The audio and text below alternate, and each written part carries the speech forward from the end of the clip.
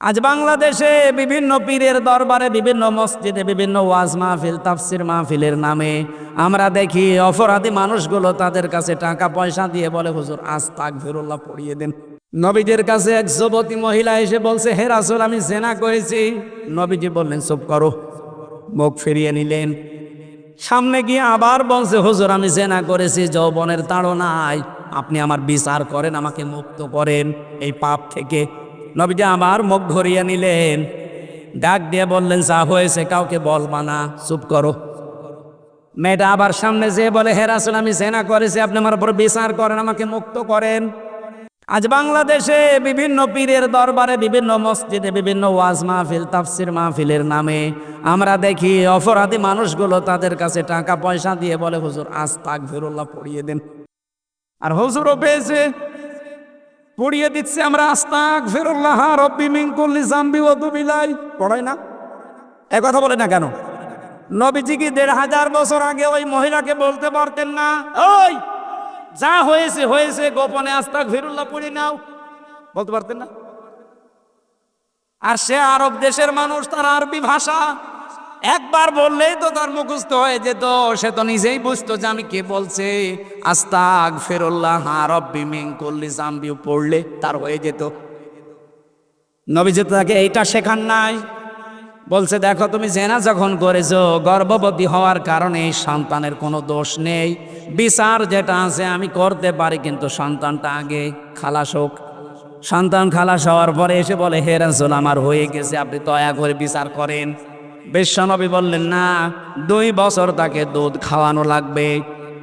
2 বছর দুধ খাওয়ানোর পরে শক্ত খাবার দিয়ে নিয়ে এসেছে। হে রাসূল আমার সন্তান এখন খাবার খেতে পারে, তাড়াতাড়ি আপনি আমার বিচার করেন, খুব ভালো করে মিলাবেন। আমার মনে হয় এইটা আসল কথা। নবীজি ডাক দিয়ে বললেন, সাহাবী বাচ্চাটার দায়িত্ব কেউ নিয়ে নাও। মেয়েটাকে পাথর দিয়ে নিক্ষেপ করে বুক পর্যন্ত গেড়ে দিয়ে মেরে ফেলো। সবাই পাথর মারছিল, হঠাৎ হযরতে খালিদ ইবনে ওলীদ একটা বড় পাথর নিয়ে এত জোরে নিক্ষেপ করলেন, তার নাকের ওপরে লাগার পরে ফিনকি দিয়ে রক্ত তার শরীরে লেগেছে।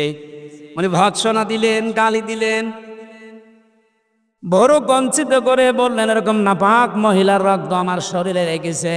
নবীজির কানে চাবার পরেই নবীজি বললেন, থামো খালিদ, এ কথা বলবা না। এই মহিলার যে অনুশোচনা, অনুতপ্ত হওয়ার যে দৃশ্য, আমি নবী, তুমি নবী না, আমি যা দেখি তুমি দেখতে পাও না, এর যে কাজ আমি কোরআন দিয়ে বিচারটা করে দিয়েছি। ও নিজের অপরাধ থেকে মুক্ত হওয়ার জন্য যেভাবে চেষ্টা চালিয়েছে, কোন জালেম যদি এইভাবে তওবা করে আল্লাহ তাকেও মাফ করে দেবেন। কি বুঝলেন বলেন? জন্মের পর থেকে হাদিস আমরা অনেকে শুনেছি, এখান থেকে মূল শিক্ষা হচ্ছে কয়েকটা। 1 নম্বরে নবীজি কিন্তু তাকে বলেন না যে যাও গোপনে আস্তাগফিরুল্লাহ পড়ে নাও, আর কিছু হবে না, এটা বলেননি। 2 নম্বরে মহিলাকে বলেছে, হ্যাঁ বিচার করতে পারি, কয়েকটা ধাপ পাল্টাও। আগে খালাস করো সন্তান, শক্ত খাবার খাওয়াও, এরপরে নিয়ে আসো। 3 নম্বরের ধাপ হচ্ছে তার এই অপরাধের শাস্তি কার্যকর করার পরে আল্লাহর নবী ঘোষণা দিয়েছেন মহিলা জান্নাতি। কথা বলেন না কেন? এজন্য 15.5 বছরে যত অপরাধ আপনি করেছেন, যে সেই ধরনের, কেউ গুমের সাথে, কেউ খুনের সাথে, কেউ চাঁদাবাজির সাথে, কেউ জেনার সাথে, কেউ চুরির সাথে,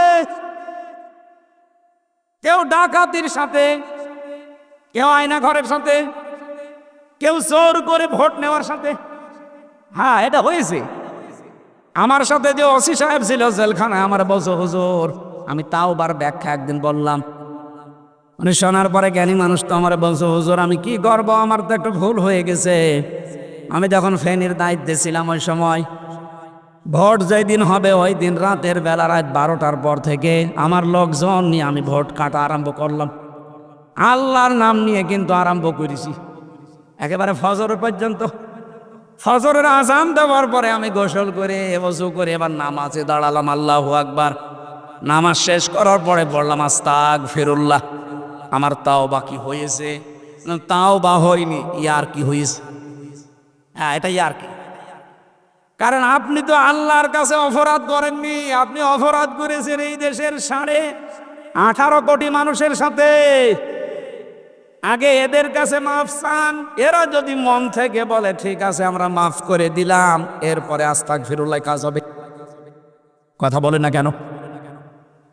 আপনি মাফ চাচ্ছেন আল্লাহর কাছে, আস্তাগফিরুল্লাহ, আপনি কি আল্লাহর ভোট কেটেছেন?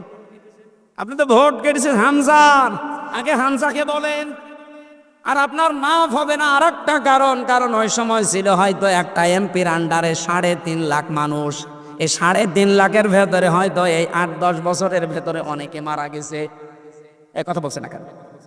তাহলে 1 লাখও যদি মরে যায়, আপনি 3.5 লাখের ভেতরে আর 2.5 লাখ পাচ্ছেন, এদের কাছে নয় ক্ষমা চাইলেন, ওই 1 লাখের তো মরে গেছে, ওদের কাছে ক্ষমা চাবেন কি করে? তার মানে আপনার মাফ হয়নি।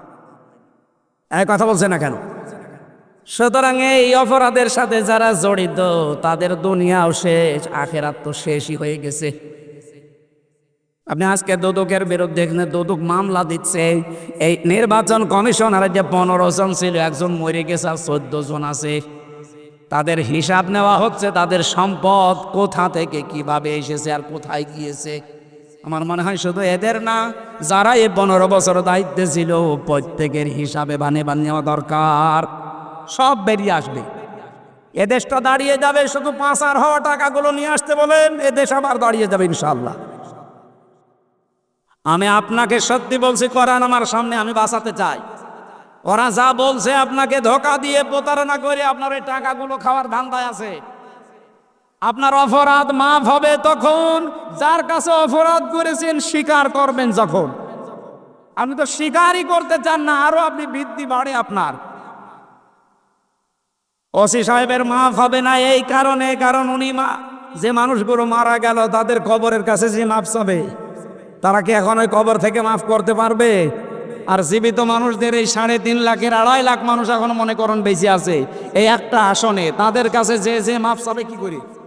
এত বড় অপরাধের সাথে যারা জড়িত, যেই ধরনের অপরাধ করেছেন, এই শাস্তি কিভাবে দুনিয়ায় আছে ইসলামকে জিজ্ঞাসা করেন। ওই শাস্তি নিয়ে মারা যান, ওই মহিলার মতো আপনার তওবা কবুল হবে। এবার না বোঝার ভান করে আছেন, কারা হাত তোলেন তো? আলহামদুলিল্লাহ, তো সব শিক্ষিত মানুষ। ইমাম সাহেব জিজ্ঞাসা করছে, মনে আছে না ওই কাহিনীটা? জিজ্ঞাসা করছে কি হয়েছে এরপরে? মেয়েটা বলে, হ্যাঁ আমি এরকম একটা ধারণা নিক্ষেপ করেছিলাম, কুধারণা, অথচ আমার ধারণাটা মিথ্যা প্রমাণ হয়ে গেল। এখন আল্লাহ পাক আমাকে এই শাস্তি দেওয়ার জন্যে আমার এই পাপের বোঝাটা দেখিয়ে দিয়েছে। অমায়াক সেবে খপি আতান আও ইসমাং সোম্মায়ারমি বিহি বাড়ি আ। যে ব্যক্তি নিজে অন্যায় কাজ করে, নিজে অবৈধ কাজ করে, এই কাজটা করার পরে একটা ভালো মানুষ নিরপরাধ মানুষের ওপরে দোষটা চাপিয়ে দেয়, এই মানুষটা যেন ফাঁকা দিহাইতামালা বহুতানা ও ইসমাম মুবিনা, ও প্রকাশ্য পাপের বোঝা বহন করে বেড়াবে। আল্লাহ দেখিয়েছে না দেখাননি? এখন তোমাকে তো শাস্তি দেওয়া লাগবে, নয়তো হাত খুলবে না। কোরআনে বর্ণিত যে শাস্তির বিধানগুলো আছে আমি একটা একটা করে কার্যকর করব। কিছুক্ষণ আগে যে হাদিস বললাম, পাপের শাস্তি দেওয়ার পরে তার মাফ হয়েছে, এবারও তিনি কোরআন থেকে দলিল নিয়েছেন যে পাপের শাস্তিটা আগে দিয়ে নেই, এরপরে তোমার আমি আস্তাগফিরুল্লাহ পড়াবো। কি আছে পাপের শাস্তি? কোন মানুষ যদি আন্দাজে কারো উপরে দোষ দেয়, এটা কিন্তু গীবত না, এটা বহতান। এটা কি বলেন বলেন? এটা আরো বড় অপরাধ।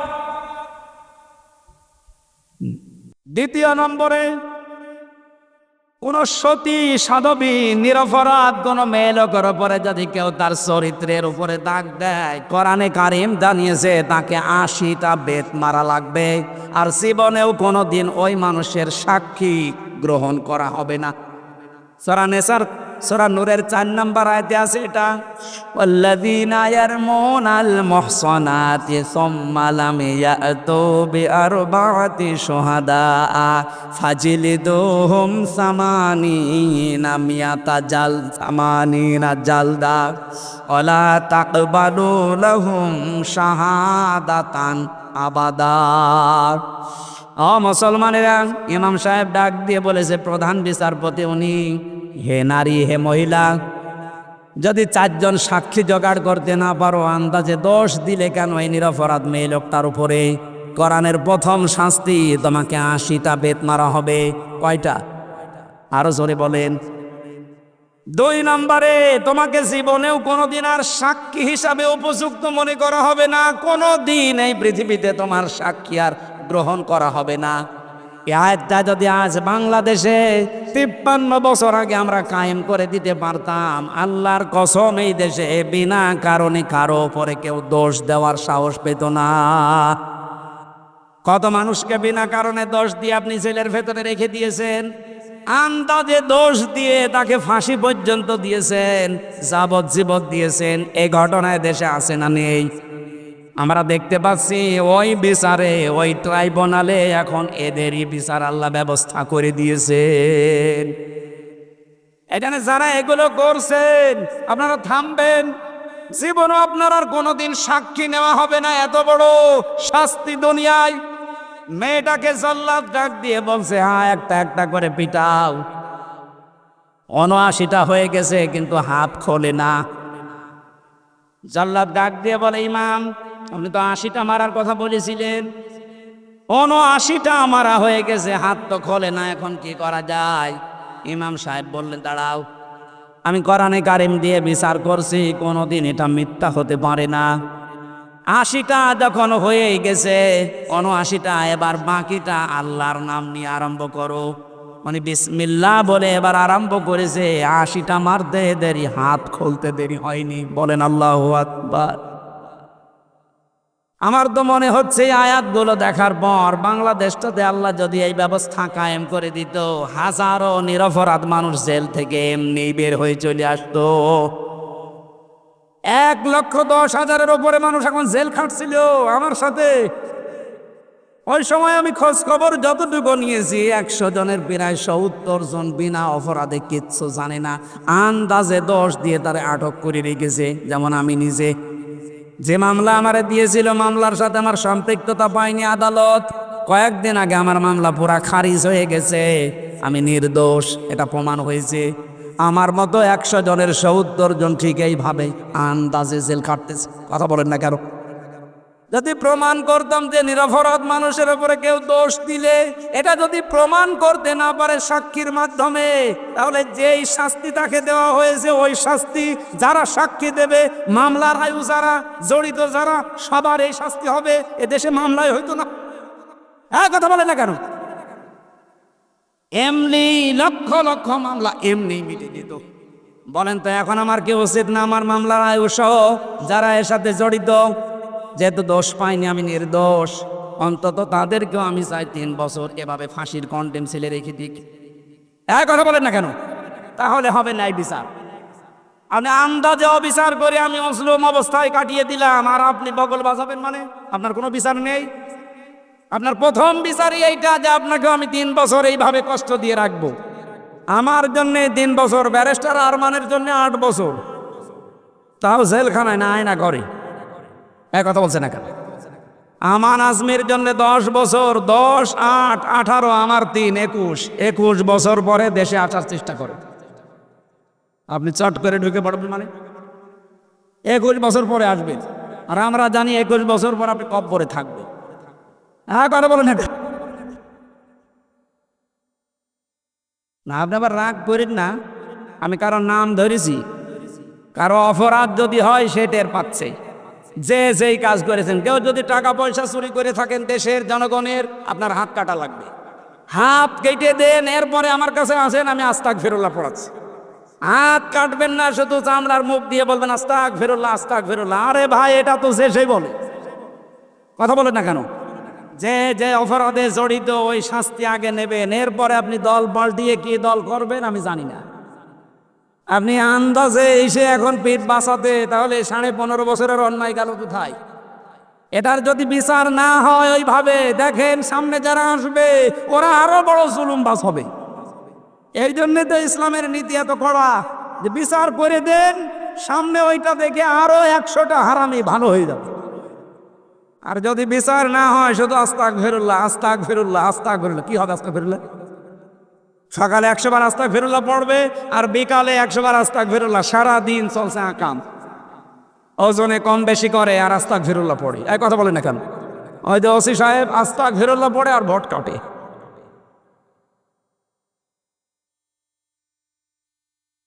আশিটা মারা হয়ে গেছে। ইমাম সাহেব ডাক দিয়ে বললেন, মেয়ে, আমি কোরআনে কারিমের দিয়ে বিচার করেছি, তুমি কোনো দিন আর কাউকে দিয়ে এই পৃথিবীতে সাক্ষী দিতে পারবা না, তোমার সাক্ষী গ্রহণযোগ্য নয়। এ বাংলাদেশে সূরা নূরের এই 4 নাম্বার আয়াত যদি সংসদে কায়েম হয়ে যেত, এদেশে যত মিথ্যা সাক্ষী দিয়ে এখনো বুক ফুলিয়ে বেড়ায়, এরা সব থাকতো কারাগারে। এদের সাক্ষী আর জীবনেও গ্রহণ করা হয়তো না আদালতে। এই কথা বলেন না কারো? কত বড় অপরাধ করেছেন আপনি টের পাচ্ছেন? রহমানের বান্দা যে মানুষগুলো হবে দুনিয়াতে, বান্দা বলেন বান্দি বলেন, তাদের যে 13 নাম্বার গুণ আছে, 13 নাম্বার গুণের ভেতরে আমি পেয়েছি এই মানুষগুলো কোনোদিন মিথ্যা সাক্ষী দেবে না। অথচ 15.5 বছরে ভরি ভরি মিথ্যা সাক্ষী আমরা দেখতে পেয়েছি। 5 তারিখের আগ পর্যন্ত আমার নামও 4 জন সাক্ষী দেওয়ার জন্য কুষ্টিয়া থেকে গেছে। জীবনে কোনোদিন নামও শুনিনি, তাদের দেখিও নি, আন্দাজে। পরবর্তীতে বের হওয়ার পরে মিষ্টি নিয়ে গিয়েছিলাম ওই চড়হাসে। বলে, ভাই সত্যি করে বলেন তো আপনি কি বলছে, হুজুর আমারে গোপনে এসে টাকা দিয়েছে, করবো কি? আমার বাবার কাছ থেকে যে টাকাগুলো নিয়েছিল তা হালাল করা লাগবে। ওটা হালাল করেছে ওই সাক্ষীদেরকে টাকা দিয়ে। এদেশে বহু সাক্ষী এরকম টাকার মাধ্যমে বিক্রি বন্ধ হয়ে গেছে, এখনো আছে। এটা যেন বন্ধ হয়। মিথ্যা সাক্ষী দিলে আপনি যাই করেন আপনি জাহান্নামে যাবেন। এই কথা বলেন না কেন? ইমাম মালিক রহমতুল্লাহ আলাইহি মেয়েটাকে ডাক দিয়ে বলছে, দেখো আমার কাছে নবীজির একটা হাদিস ছিল, রাডার দিয়ে আমি কিন্তু ধরে ফেলতাম তুমি যদি স্বীকার না করতে। মান সালিমাল মুসলিমুনা মিন লিসানিহি ওয়া ইয়াদিহি। নবীজি বলেন, এটা তো মুসলমানই না যার হাতের দ্বারা আর মুখের দ্বারা মানুষ নিরাপদে থাকে না। এখানে শুধু মানুষের নাম নবীজি দেয়নি, মান সালিমাল মুসলিমুনা মিন লিসানিহি ওয়া ইয়াদিহি। এই 2টা শব্দের সাথে আজ পৃথিবী মিলাবেন। আজ বড় বড় মডল দ্বারা দাবি করছে, এ বাংলাদেশেও যারা মানবতার কথা বলছেন তাদের হাতের দ্বারা মুখের দ্বারা কয়জন মানুষ শান্তিতে ছিল?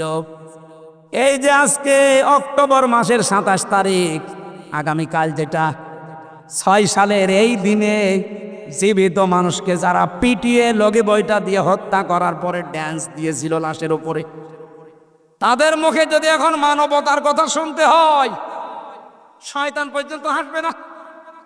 এক কথা বলেন না কেন? 7 সালে একবার আসছিলাম, তখন তো ছোট মানুষ, কেবল দাখিল পরীক্ষা দিয়েছিলাম। এবার সিরাজগঞ্জ থেকে আসছিলাম, ড্রাইভারের পেছনে বসে আছি বাসের। ড্রাইভার সাহেব রোডের উপর দিয়ে না দিয়ে বাম দিয়ে দিল, এরকম করলেন, গাড়ি তো উল্টিয়ে যেত। ড্রাইভার আমার বলছে, দেখেন না একটা কুকুর পড়ে আছে, মরা কুকুর, আমি ডবল করে চালাবো, আমার বিবেক নেই। বললাম, ড্রাইভার সাহেব তো মরা কুকুর, ও মেরে ফেললেই কি আর না ফেললেই কি? ও গাড়ি চালিয়ে দিলেও কিছু হইতো না। ড্রাইভার আমার দিকে ঘুরে বসে, হুজুর আপনি কি আসলেই হুজুর? না, আপনি কেমন হুজুর? আপনি দেখছেন একটা মরা কুকুর পড়ে আছে, আমি ডবল করে মারবো, আমার বিবেক নেই? না, এইটা শোনার জন্য আমি ছিলাম। আপনি কোন ধর্মের লোক আমি জানি না। পরবর্তীতে ওনার নাম শুনলাম সুভাষ দাস, তার মানে হিন্দু মানুষ। ওনার ইমান নেই কিন্তু বিবেক আছে। কথা বলছেন এখন? ইমান নেই কিন্তু কি আছে? আরো জোরে বলেন, বলেন। এই বিবেক জাগ্রত থাকার কারণে মরা জিনিসটাও নিকৃষ্ট জীব কুকুর, এইটাও মারতে উনি রাজি না, ডবল করে। অথচ 28 অক্টোবর জীবিত মানুষকে আপনি লগে বৈঠা দিয়ে মারার পরে শেষ করেননি, ড্যান্স দিয়েছেন লাশের উপরে।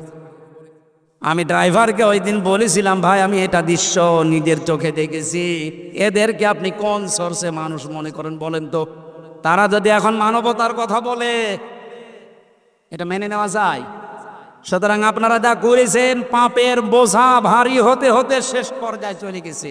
কোরআনে কারিমের সূরা আলে ইমরান 178 নম্বর আয়াত শেষের দিকে আছে, ইন্নামা নুমলি লাহুম লিয়াজদাদু ইসমা।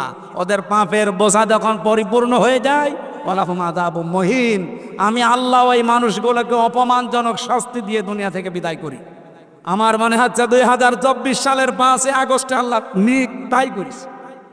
পাপের বোঝা যখন একেবারে শেষ, তখন আল্লাহ নিজে তাদেরকে পাকড়াও করেছে। আখাযনাহুম বাগতাতান, আমি নিজে তাদেরকে হঠাৎ ধরলাম।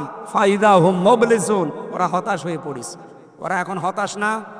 জালেমরা উপরে উপরে শক্ত কথা যতই বলুক, ওরা কিন্তু হতাশ। কারণ জানে বাইরে বের হলে জনগণ পিটিয়ে মেরে ফেলবে। যেহেতু নিষিদ্ধ হচ্ছে, আমরা চাই যারা জুলুমের সাথে জড়িত ছিল প্রত্যেককে দেশে নিষিদ্ধ করে দিন। আরো যারা সামনে করবে এটা যেন শিক্ষা পায় না, বাবারে দরকার নেই। এই কথা বলেন না কেন? আমরা তো পৃথিবীতে শান্ত অবস্থা দেখতে চাই, এখন আবার দেখছি অশান্ত হয়ে যাচ্ছে। আন্তর্জাতিক কিছু ষড়যন্ত্র চলছে। এজন্য যারা দায়িত্বে আছেন তাদেরকে আহ্বান জানাবো, সম্মানজনক সময় নিয়ে খুব তাড়াতাড়ি নির্বাচনের মাধ্যমে একটা নির্বাচিত সরকারের হাতে দেশটা তুলে দিন। তাহলে এই ষড়যন্ত্রগুলো বন্ধ হয়ে যাবে। সামনে মুসলমানদের প্রকাশ্য শত্রু ট্রাম্প, এই শয়তান আসার চেষ্টা চালাচ্ছে। আর এরা আসলে যিনি পালিয়ে গেছে তার নাকি ভালো হয়। আমি ভেতরের কথা বললাম না, এই জন্য বাস্তবতা এটা। আমরা চাই বিএনপি যেটা চাচ্ছে, এদেশে যারা রাজনৈতিক দল আছে সবাই যেন খুব তাড়াতাড়ি, আমরা চাচ্ছি যে আপনারা সম্মানজনক সময় নিয়ে যত তাড়াতাড়ি পারেন সংস্কার করে করে নির্বাচনের মাধ্যমে নির্বাচিত সরকার হাতে দিন। তাহলে এই ষড়যন্ত্র যা হচ্ছে এটা বন্ধ হয়ে যাবে ইনশাআল্লাহ। আমরা এই আয়াত থেকে মূল শিক্ষা কয়েকটা পেয়েছি। নিজে কোনো অন্যায় করার পরে নিরপরাধ কোনো মানুষের ওপরে দোষ যেন আমরা মরণের আগে আর চাপিয়ে না দেই। এটা যদি দুনিয়ায় বিচার নাও হয়, মরণের পরে সবচাইতে ভয়ঙ্কর বিচার আল্লাহ করবেন। আর দুনিয়ার বিচার কি? আপনাকে অপরাধ আল্লাহ করাবে, এরপরে আপনার মরণ দেবে। ফাকাদ ইহতামালা বুহতানা ওয়া ইসমান মুবিনা, প্রকাশ্য পাপের বোঝা আপনি বহন করে বেড়াবেন। আল্লাহ আমাদের হেফাজত করুন, বলেন আমিন। মেয়েরা যারা এসেছেন, সম্মানিত মা বোনেরা, জান্নাতে যাওয়া আপনাদের জন্য সহজ। 5 ওয়াক্ত নামাজ নির্ধারিত সময় আদায় করেন। রমজান আসলে রোজাগুলো রাখবেন। নিজের শরীরকে পর্দার ভেতরে যেটা রাখা দরকার এতটুকু রাখেন। স্বামী যাদের আছে জায়েজ কথা মেনে তাদের খুশি রাখেন। জান্নাতের 8টা দরজা আপনার জন্য খোলা থাকবে ইনশাআল্লাহ। একটা হাদিস পড়লে খুব ভয় লাগে। পৃথিবীতে আল্লাহ যে মানুষ পাঠিয়েছেন, কিয়ামতের ময়দানে বিচারের জন্য যখন ডাকবেন, প্রথমেই ডাকবেন আল্লাহ শহীদদেরকে। ডাক দিয়ে বলবেন, কেন শহীদ হয়েছ? লোকটা বলবে, রব্বুল আলামিন তোমার দিন কায়েমের জন্যে। আল্লাহ বলবেন, না, তোমার মনের অবস্থা তো আমি জানি। ইন্নাল্লাহা আলিমুম বিযাতিস সুদূর, মানুষের মনের খবর জানেন কে বলেন তো? তুমি শহীদ হয়েছিলে এই কারণে মানুষ যেন তোমাকে বীর বলে, যোদ্ধা বলে। সেটা বলা হয়ে গেছে দুনিয়ায়, তোমার পাওনা তুমি পেয়ে গেছো। এখন আমার কাছে আর তোমার কোনো পাওনা নেই, তোমার কোনো উপহার আমার কাছে আর নেই। ফেরেশতাদেরকে বলবেন, ধরো, খুযুহু ফাগুল্লুহু সুম্মাল জাহিমা সাল্লু সুম্মা ফি সিলসিলাতিন যারউহা ৭০ যিরাআন ফাসলুকু। একে ধরো আর ৭০ গজ শিকল দিয়ে বাঁধো। এত বড় শিকল লাগবে কেন বাঁধতে? ১.৫ হাত ২ হাত শিকল হলেই তো মানুষ বাঁধা যায়, ৭০ গজ লাগবে কেন? এত বড় শিকল দিয়ে বাঁধা হবে এই কারণে যেন অপমান হয়। কি হয়? ওরে এমন অপমান অপদস্থ করে আল্লাহ টানতে টানতে জাহান্নামে নিয়ে যাওয়ার জন্য আদেশ দেবেন। বলেন নাউযুবিল্লাহি মিন যালিক। তাহলে আমরা এখান থেকে শিক্ষা পেলাম, কিছু যদি করতে চাই লোক দেখানোর জন্য যেন না করি। এটা করলে হিতে বিপরীত হয়ে দুনিয়ায় তো হয়তো কিছুদিন আপনি সম্মান মর্যাদা সালাম কালাম পাবেন, মরণের পরে এমন অপমান হবেন, ওইটা যেন আমাদের হওয়া না লাগে। আগে থেকে সতর্ক করছি, দুনিয়ার কোনো কাজের আগে আমাদের নিয়ত যেন সহি হয়, শুদ্ধ হয়। কথা বুঝতেছেন? আপনারা কি কবরে আছেন? জবাব দেবেন ছাত্রের মতো, এটা ক্লাস চলছে। যারা একামতে দিনের আন্দোলন এই দেশে করে, এখানে শপথ নেওয়ার জন্য প্রথমে যে আয়াতটা পড়ানো হয়, কুল ইন্না সালাতি ওয়া নুসুকি ওয়া মাহইয়ায়া ওয়া মামাতি লিল্লাহি রাব্বিল আলামিন। আল্লাহ তাআলা বলেন, নবী আপনি বলুন যে আমার নামাজ, আমার কোরবানি, আমার বেঁচে থাকা, আমার মরে যাওয়া সব আমি আল্লাহর জন্য দিয়ে দিয়েছি। এটা পড়ে শপথ নেওয়ার আগ পর্যন্ত অনেকের জীবন হয়তো এলোমেলো থাকতে পারে, তার নিয়তটা অনেক রকম থাকতে পারে। এটা পড়ার পরে যদিও মন থেকেই সত্যি শপথ নিতে পারে, আমার যতটুকু বাস্তবতা আমি দেখেছি তার জীবন পাল্টিয়ে যাবে ইনশাআল্লাহ। এটা মন থেকে করা লাগবে, লোক দেখানোর জন্য করলে আপনি এরকম উল্টো হয়ে আবার জাহান্নামে যাবেন। এই জন্য যারা নিয়েছেন তাদের সহি সদ্য নিয়ত আমরা কামনা করছি, আল্লাহ যেন কবুল করেন। যাদের জন্য দোয়া করলাম নাম ধরে ধরে করার সময় নেই, এই জন্য আমি একবারে করেছি। ওরফানা লাকা যিকরাক, আল্লাহ এদের সম্মান মর্যাদা আমরা শুধু দুনিয়া না, চোখ বন্ধ হওয়ার পরে অনন্তকাল যেটা শুরু হবে আর শেষ হবে না, ওই জামানায় ওই কালে ওই পরকালেও আল্লাহ তুমি সম্মান মর্যাদা আরো বাড়িয়ে দিও, বলেন আমিন। কোরআনে কারিম শোনার জন্য এসেছি।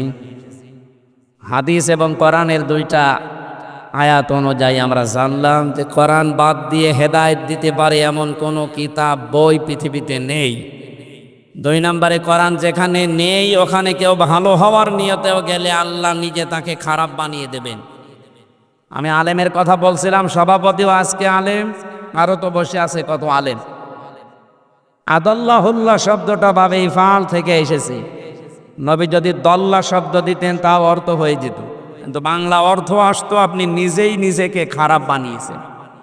তা আদাল্লাহ আসার কারণে বাংলা অর্থ দাঁড়িয়েছে আপনার নিয়ত ভালো ছিল, কিন্তু আপনি এমন জায়গায় গিয়েছেন যেখানে কোরআন ছিল না, এই জন্য আল্লাহ দায়িত্ব নিয়ে আপনাকে আরো খারাপ বানাবে। আপনি শব্দের ওজন টের পাচ্ছেন? নবীর এই হাদিস ৯৮% সত্য। কয়েকজন বললেন, বলেন তো কত ভাগ সত্য? সুতরাং ১০০% সত্য বলে যারা বিশ্বাস করছে তারা এটা মেনে নেওয়ার দরকার আছে না নেই? কখন মানবেন, আজকে না ৪১ সালে? অনেকে তো টার্গেট দেয়, আন্দাজে দেয়, এ টার্গেট যে পুরা হওয়ার সম্ভাবনা নেই। যারা এ টার্গেট দিয়েছিল তারা নিজেরাও জানে। কথা বলছে না কেন? এখনো অনেকে আশার সঞ্চার করার জন্য টার্গেট যেন সামনে ফুলফিল হয়, এই জন্য নিজে নিজে মোবাইল করে, কল রেকর্ড নিজে ধারণ করে নিজেই ফাঁস করে। বলেন সুবহানাল্লাহ। হ্যাঁ, এইটাই বাস্তব। তাছাড়া কার বয়ে গেছে যেতে পালানো মানুষের সাথে বসে বসে গল্প করবে, নিজে নিজেই ফোন করে। তাও নাম করা কোনো মানুষকে ফোন করতে আমি তো দেখিনি। এমন মানুষকে ফোন করে কোত্তাও ওরেছিনি। আপনি দেখেন, গাইবান্ধার এক ইউনিয়নের এক পাতি নেতারে নাকি ফোন দিয়েছে উনি, যারা এমপির ফোন ধরার সময় ছিল না, সে পাতি নেতার খবর রাখবে, তাও গাইবান্ধার মতো ছিল এক ইউনিয়নের উনি পাতি নেতা, তার কাছে কল দিয়ে বলছে ২২৭ জনের লিস্ট করো, আমি আসতেছি ডিসেম্বরে। আরে ভাই, এ কল আপনি যখন দিলেন তে রেকর্ড করার জন্য অবশ্যই আপনি আগে থেকে বলে রেখেছেন। আমি কি ঘুমাচ্ছে? আমার তো বিবেক বুদ্ধি যা বলে এইটা আগে থেকে বলে দেয় যে রেকর্ড করে রাখবা, অথবা বাংলায় মেসেজ দিয়ে যায় যে আমি এখন শুরু করবো এই নাটক। মেসেজটা লিখে দেয়, নিজে নিজেই করে, নিজে নিজেই রেকর্ড করে রাখে, নিজে নিজেই আবার কাল ফাঁস করে। ও মনে করছে এইটা করলে বাংলাদেশের মানুষ সব বোকা হয়ে আছে, কেউ কিছু বুঝবে না। সব দেশের মানুষ এখন বুঝে ফেলেছে। সুতরাং যতই ভণ্ডামি, যতই গন্ডামি, যতই যা করে ষড়যন্ত্র সব ফাঁস হয়ে যাচ্ছে। দেওয়ার আগে ৪১ সাল না ৪১ সেকেন্ডের জন্য এদেশে কোনো জালেমকে আমরা আর দেখতে চাই না, কারণ জালেমরা অভিশপ্ত। আজকে যে তেলাওয়াতকৃত আয়াত সূরা নেসার, আমরা জানিয়ে সূরা নেসা পাওয়ার পরে বিশ্বনবী বলেন আমি পৃথিবীতে সবচাইতে বেশি খুশি হয়েছিলাম। তামাম দুনিয়াও যদি আল্লাহ আমাকে দিয়ে দিত আমি এত খুশি হতাম না। সূরা নেসার ৫টা আয়াত পেয়ে আমি যত খুশি হয়েছি, তার ভেতর প্রথম আয়াত ইন্নাল্লাহা লা ইয়াযলিমু মিসকালা যাররা। আল্লাহ বলেন অবশ্যই আমি আল্লাহ কারো উপরে যাররা পরিমাণ জুলুম করছি না, করবও না। এই জন্য জুলুম যদি কেউ করে আল্লাহ এত রাগান্বিত হয়, মানুষের হাতে তখন আর ছেড়ে দেয় না। আলা তাহসাবান্নাল্লাহা গাফিলান আম্মা ইয়ামালুজ জালিমুন। হে নবী, আপনি কি মনে করেন যে জালেমদের সম্পর্কে আমার কোনো খোঁজ নেই, খবর নেই? সবচাইতে বেশি আমি নিজে ওদের লিস্ট করি। আপনি 227 জনের লিস্ট করার কথা বলেন, আপনাকে লিস্ট করে রেখেছে সরাসরি আল্লাহ নিজে। কারণ আপনি যে জালেম এটা পৃথিবীতে প্রমাণ হয়ে গেছে। আমি কিছুদিন আগে গিয়েছিলাম, তখনও পর্যন্ত স্বাধীন হয়নি। সৌদি থেকে মদিনা থেকে যাচ্ছিলাম ওই যে আবু জাহেলের কবরে, পরে তারা আদর করে মাটি দেয়নি, উদ্যোগের পুঁতে রেখেছে। ড্রাইভার আমারে বলছে, হুজুর এটা আবু জাহেলের কবর। আবু জাহেলের কবর মানে? হ্যাঁ, এখানে বহু পানি দেওয়া হয় কিন্তু কোনো গাছ হয় না। যত পানি দেওয়া হয় গাছ আরো মরে যায়। অথচ পাশেই দেখলাম সাহাবীদের খবর, যে 70 জন শহীদ হয়েছিল না, ওখানে বিশাল বিশাল খেজুর বাগান, পানি দেওয়া লাগছে না, এমনি খেজুর বাগানে খেজুর ধরে, তরু তাজা গাছ তৈরি হচ্ছে। আরে শয়তানের কবরে পানি দিয়েও কোনো গাছ হয় না। আল্লাহ মনে হয় ওরে আপেল খাওয়াচ্ছে। আপেল খাওয়াচ্ছে? কি খাওয়াচ্ছে আপনি টের পাচ্ছেন না? পৃথিবীতে জালেমদের বড় সমস্যা হয়ে দাঁড়িয়েছে, হবে কিয়ামত পর্যন্ত। মনে আসার সময় আমারে জিজ্ঞাসা করছিল যখন ভাড়া দেব, ইয়া হাজিউল হজ্জা তাই না বিলাদোকা, হাজি দেশ কোথায়? যে তুমি বাংলাদেশ। আমারে বলছে হারামি। হারামি মানে? আরে ভাই, আপনার ভাড়া যাতা তো আমি দিয়ে দিলাম, মানে হারামি বললে? উনি আমার ভাষা দিয়ে আমারে বোঝাতে চাচ্ছে, আপনাকে বলি নাই, আপনার দেশে যে দায়িত্বে আছে ওইটা হারাম। অথচ লোকটা জীবনের সামনাসামনি ওনাকে দেখেনি, মোবাইলে দেখেছে আর কর্মকাণ্ডগুলো মাঝে মাঝে দেখে। এইটা দেখেই বলছে হারামি। ওনার গাইল আমার উপরে দেখছে। সম্মানিত ভাইরা, আমি যেটা বোঝাতে চাই এখান থেকেই, জালেমদের ব্যাপারে আমরা যদি খোঁজ খবর কেউ না রাখি, জালেমদের ব্যাপারে খোঁজ আছে কার? বলেন। সূরা শুরার 42 নম্বর আয়াতের প্রথম অংশ, ইন্নামাস সাবিলু আলাল্লাযিনা ইয়াজলিমুনান নাস। অবশ্যই আমি আল্লাহ নিজে মামলা দেব জালেমদের বিরুদ্ধে। সুতরাং যারা জুলুম করেছেন এটা দিয়ে প্রমাণিত, তাম পৃথিবী জানে। এজন্য গণহত্যার বিরুদ্ধে মামলা হচ্ছে। এক কথা বলেন না কেন? অন্যায় অবৈধভাবে এতদিন যাদের ইসলাম পন্থী মনে করে করে আপনি উল্টাপাল্টা মামলা দিয়েছিলেন, আজকের আইজির ঘোষণা দেখেননি? আইজির ঘোষণা হচ্ছে নিষিদ্ধ যারা হয়ে গেছে, এরা যদি রাজনৈতিক কোনো সুযোগ সুবিধা নিয়ে মিছিল মিটিং করে, যদি ধরা পড়ে, সন্ত্রাস বিরোধী আইনে ওদের মামলা হবে। 6 থেকে 6 বছর পর্যন্ত ওদের জেল হবে। আপনি যা করেছিলেন আল্লাহ পুরা উল্টিয়ে দিয়েছে। সুতরাং এই নিয়ামতটা আমার আল্লাহর। জালেমদের বিরুদ্ধে মামলা দেবে কে বলেন তো? আগামীতে এই দেশে কোনো জালেম সরকার চেয়ারে বসুক, এটা আমরা চাই না। হ্যাঁ, বসেন, যে পারেন বসেন, যাকে আল্লাহ দেয় তাওফিক, কিন্তু জুলুম করবেন না। বলে আপনি আর হামজার মামলার আসামি হবেন না, আপনি সরাসরি আল্লাহর মামলার আসামি হয়ে যাবেন। হেফাজত করুন আল্লাহ। যে শব্দ বলেছিলাম আলেমরা বুঝতেছে, আল্লাহ নিজে দায়িত্ব নিয়ে আপনাকে খারাপ বানিয়ে দেবে, গোমরা বানিয়ে দেবে, পথ হারা বানিয়ে দেবে যদি কোরআন নেই এরকম জায়গায় যান। আপনি নিজেই বললেন যে আমি হাদিসটা 100% বিশ্বাস করি। করেন তো? কারা করেন দেখি? লিল্লাহে তাকবীর।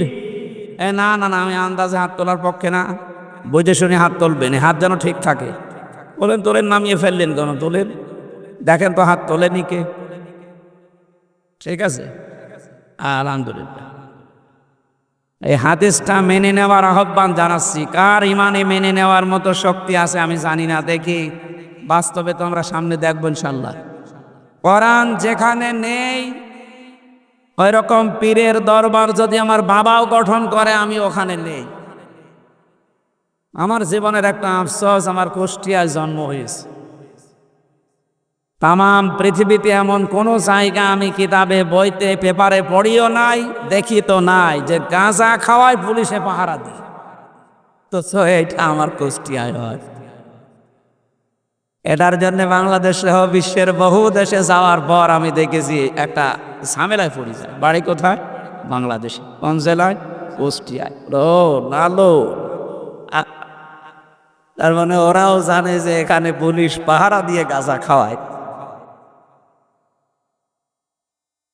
সম্মানিত ভাইরা, এখান থেকে প্রথম পয়েন্টে বুঝলাম যেখানে কোরআন নেই ওই রকম দরবার, সে লালনের দরবার হোক আর পীরের দরবার হোক, আমরা ওখানে আর যেতে রাজি না। কেউ মেরে ফেললেও যাব না, কারণ ওখানে গেলে আমাকে আরো খারাপ বানাবে কে?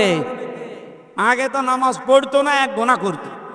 লালনের মাজারে ভালো হওয়ার নিয়তে যে সেজদা দিচ্ছে আর ঈমান হারাচ্ছে। বিভিন্ন দরবারে দেখি আমরা যে আগে বিড়ি সিগারেট খেত না, এখন যে বিড়ি সিগারেট খায়, ও কি ভালো হয়েছে না খারাপ হয়েছে? যেন আপনাকে খারাপ বানিয়েছে ওই মাজারওয়ালা না, আপনাকে খারাপ বানিয়েছে হামজা না। কে বানিয়েছে বলেন তো? কেন? কারণ আপনি গেলেন কেন? আপনি তো জানেন যে ওখানে কোরআনের নিয়ম নীতি চলে না, আপনি গেলেন কেন? আর একটু সামনে যাব? হ্যাঁ, সবাই বলেন যাব। এটা শুধু যাব শেষ করছি না, মেনে নেওয়া লাগবে। যে রাজনৈতিক দলে বাংলাদেশে কোরআনের কর্মসূচি নেই, ওই দলে আমি আর নেই। এটা এত জোরে বলার দরকার নেই, এটা ঝামেলা আছে, এটা আস্তে আস্তে বলে। আমি জানি আপনারা এ কথা রাখতে পারবেন না, বেকার কথা দিয়ে মুনাফিক হবে। আমার মনে হয় এই কথাটা বলা ঠিক হইল না, কারণ এই এলাকার মানুষ তো সব মুনাফিক হয়ে যাবে এখন দেখছি। সত্যি সত্যি মানবেন কারা দেখে? লিল্লাহে তাকবীর। আলহামদুলিল্লাহ, মাহফিল সাকসেস হয়ে গেছে। কে? দারুস সালাম সাহেব। আমরা এবার মোনাজাত করে দিই, মাহফিল তো হয়ে গেছে। এই ঠিক আছে, ঠিক আছে ভাই। এখন আমার মনে হয় সামনে যদি আর কথা নাও বলি, এখন মোনাজাত করে দিলে ওই মাহফিল সাকসেস। যেমন হাত তুলেছে, এ আর 2 নাম্বারই করবে না। ঠিক আছে, দরুদ আর সালাম পড়ছি আমাদের নবী মুহাম্মদুর রাসূলুল্লাহ সাল্লাল্লাহু আলাইহি ওয়াসাল্লামের প্রতি, যার আদর্শ পেয়ে আমরা খুশি না বেজার? বিশ্ব নবীকে আল্লাহ আদর্শ বানিয়ে পাঠিয়েছেন, শুধু বাংলাদেশের জন্য না, শুধু মক্কা মদিনার জন্য না, তামাম দুনিয়ার জন্য। এ কথা মানেন না আপনারা? সুতরাং তাকে বাদ দিয়ে অন্য কাউকে আমরা আদর্শ হিসাবে মানতে পারি না, সে যেই হোক। যদিও অনেকের আদর্শ অনেকের ওপর আমরা আজ চাপিয়ে দেই, এটা চাপিয়ে দেওয়ার বিষয় না। জোর করলে কি হয়? আগস্টের 5 তারিখের বিকাল 5টা বাজতে আপনি দেখেছেন। জোর করে কোনো জিনিস চাপিয়ে দিয়ে টিকিয়ে রাখা যায় না। এত কোটি কোটি টাকা খরচ করেছিলেন একটা মানুষের জন্য, কি হলো? 3.5 ঘন্টার ব্যবধানে উনি পালিয়েছে 2-1টার দিকে। 5টা বাজতে বাজতে দেখলাম একটা বাবাও আর নেই। যে বাবা 2-1টা আছে, চোখ নেই, হাত নেই, বাকি জিনিস তো নেই।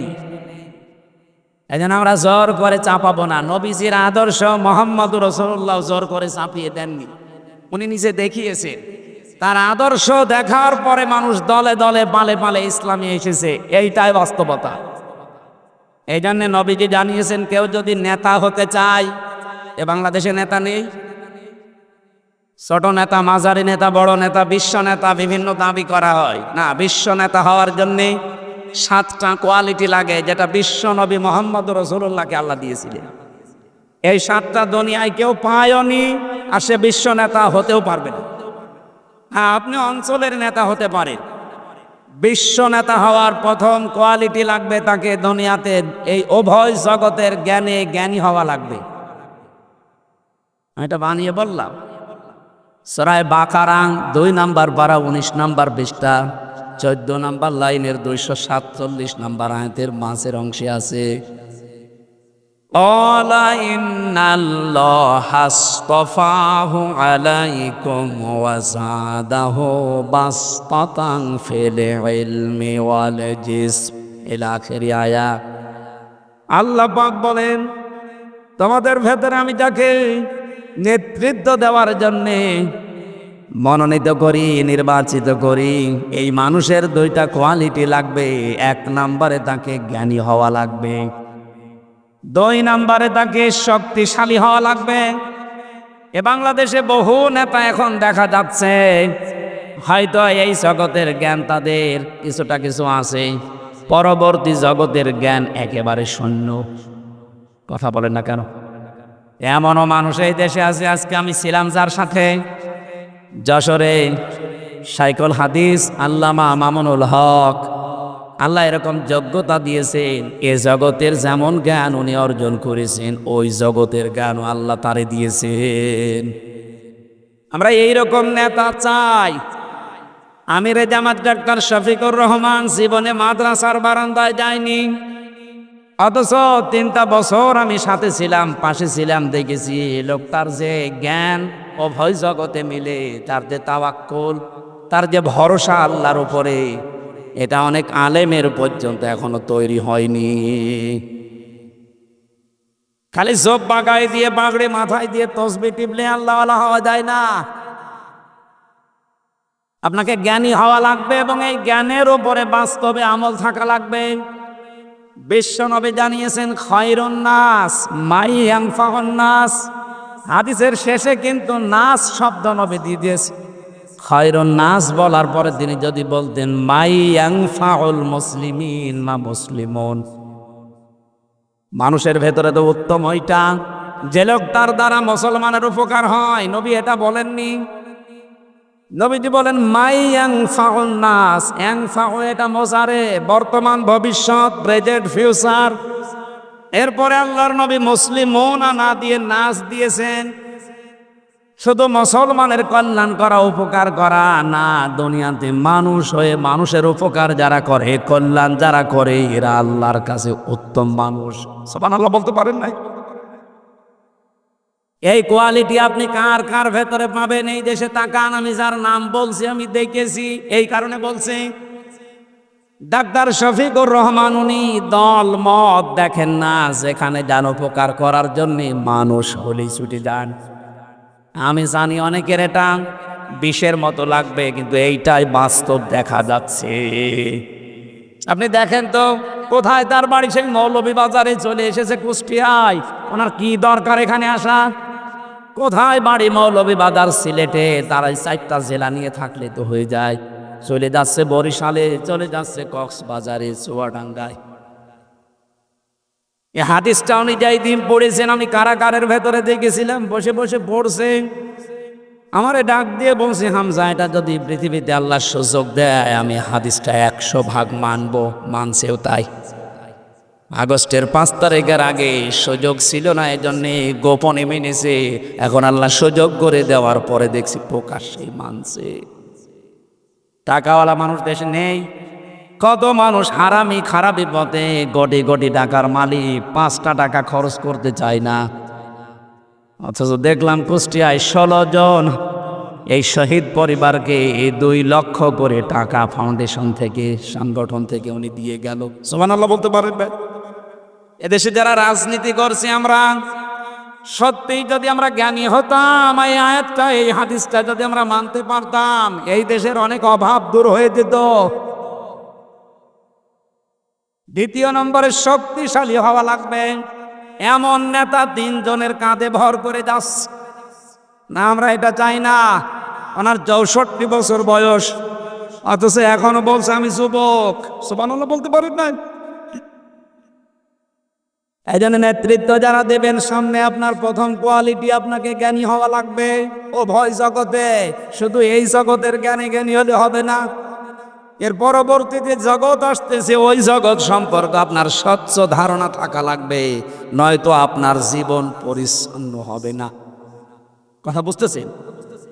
এর পরবর্তী যে জগৎ, এটা যদি ক্লিয়ার কারো কাছে না থাকে, এটা জবাবদিহিমূলক আচরণ যদি তৈরি করতে না পারে, যত বড় নামি দামি লোক হোক, ওর জীবন পরিচ্ছন্ন করা সম্ভব না।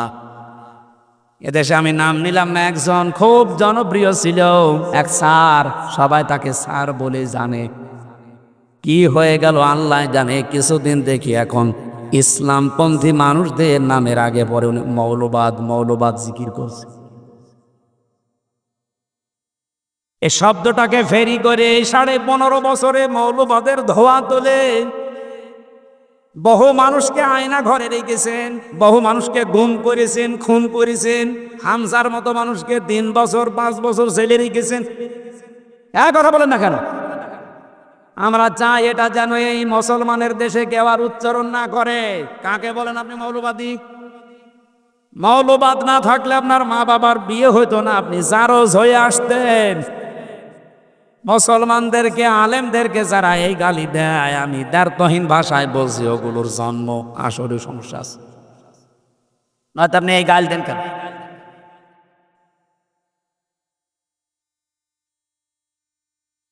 চুয়াডাঙ্গাবাসী, আমি এই পয়েন্টটা বাদ দিলাম।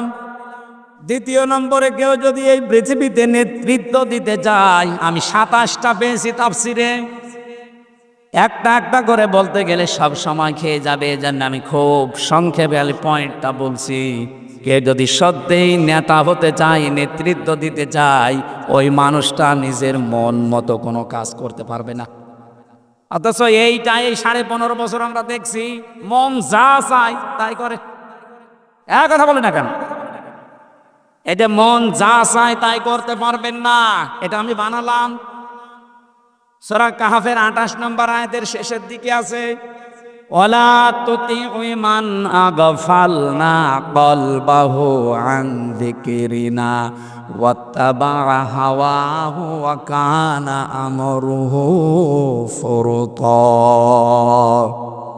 রব্বুল আলামিন বলেন, এই পৃথিবীর ময়দানে যে আল্লাহর স্মরণ থেকে, জিকির থেকে গাফিল হয়ে গেছে, আল্লাহর নিয়ম নীতি ওর কাছে ভালো লাগে না, আর নিজের মন যা চায় মনের অনুসরণ করে তাই করে, এই মানুষকে অনুসরণ করা আল্লাহর কোরআনের সাথে, নবীর হাদিসের সাথে এই যোগ্যতা যদি না থাকে, যাদের যোগ্যতা আছে তাদের সাথে করবেন।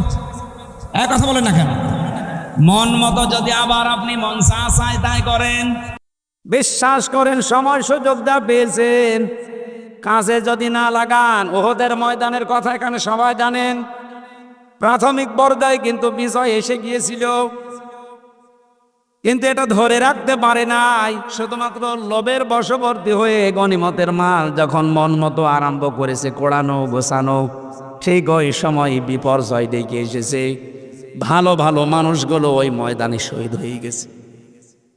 আমি এখান থেকে শিক্ষা দিতে চাই আপনাদের, 15.5 বছর পরে যেই সোনালি সময় আল্লাহ আমাদেরকে ফিরিয়ে দিলেন, এখনো পর্যন্ত যদি ভেতরে ভেতরে এখনো দ্বন্দ্ব লেগে থাকে, সময় কিন্তু আসতেছে ওদের ময়দানের মতো আবার বিপর্যয় দেখা দিলে হাজারো মানুষ আবারও গুম হওয়া লাগবে।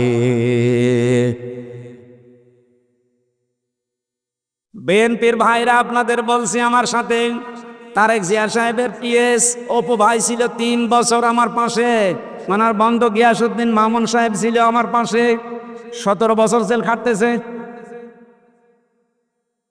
এক একজনের নামে 300, 400, 550, 900 করে মামলা দেওয়া আছে। আমার পাশের রুমে একজন ছিল, ওনারে জিজ্ঞাসা করছি, ভাই বাড়ি কোথায়? বলে বড়গুনা। কি করেন? বলে বিএনপি। কয়টা মামলা? বলে 313টা। 313টা মামলা দিয়েছে লোকের নামে, কয়টা জামিন করাবে?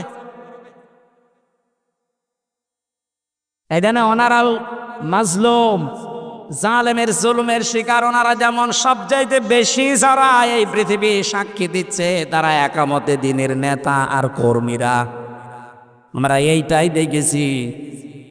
সুতরাং আমরা এখনো যদি নিজেদের ভেতরে ছোটখাটো কোনো বিষয় নিয়ে মনোমালিন্য করতে থাকি, দেখবেন আবার কিন্তু ওহুদের ময়দানের মতো বিপর্যয় সামনে নেমে এসে আবার আয়না ঘরে যাওয়া লাগতে পারে।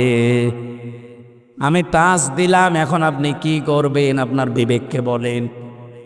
3 নাম্বারটা একটু টাচ দেয় নাকি? আপনারা আছেন তো? এটা সূরা শুআরা 19 নম্বর পারার 12 নম্বর পৃষ্ঠা 4 নম্বর লাইনের 151, 152 নম্বর আয়াত। ওয়ালা তুতিউ আমরাল মুসরিফিন আল্লাযীনা ইউফসিদুনা ফিল আরদি ওয়ালা ইউসলিহুন। খুব ভালো করে এটা শোনা লাগবে। এতদিন আপনারা শুনেছেন, কিন্তু এইভাবে না। আল্লাহ পাক বলেন, কেউ অনুসরণ করবা না। একজনকে বলে নাই ওয়ালা তুতিউ, বহু বচন দিয়েছে। অনুসরণ করা যাবে না, তার নেতৃত্ব মানা যাবে না। যারা দুনিয়ায় অপচয় করে, অপব্যয় করে, ইসরাফ করে, দুই নম্বরে দুনিয়াতে আল্লাহর এই জমিনে যারা ফাসাদ সৃষ্টি করে, শান্তি স্থাপনের চেষ্টা করে না, এখানে যে ফাসাদ শব্দটা আছে এর ব্যাখ্যায় ফি জিলালিল কোরআন আমি 9টা অর্থ পেয়েছি। এক নম্বরে ফাসাদ মানে মানুষের তৈরি করা আইন কানুন। আপনি কোন দল মেনে চলেন আমার ওটা দেখার বিষয় না, আমি কোরআনে কারিম আমার ঈমান থেকে বোঝাচ্ছি মানুষের তৈরি করা আইন যারাই প্রতিষ্ঠা করতে চায় আল্লাহর ভাষায় ওরা ফাসাদকারী। এক কথা বলেন না কেন? এদের অনুসরণ করা যাবে না, এ নির্দেশ হামজার। কার? এখন আপনার বিবেককে জিজ্ঞাসা করেন কি করবেন।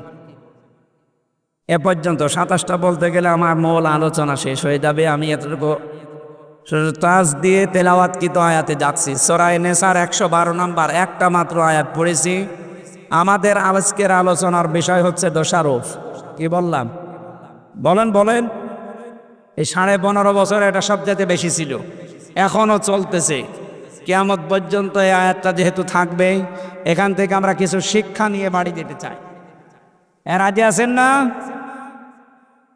জবান খোলে কোরআনের সোনালী আয়াত একবার পড়ে নেন। আউযু বিল্লাহি মিনাশ শাইতানির রাজিম। বিসমিল্লাহির রহমানির রহিম।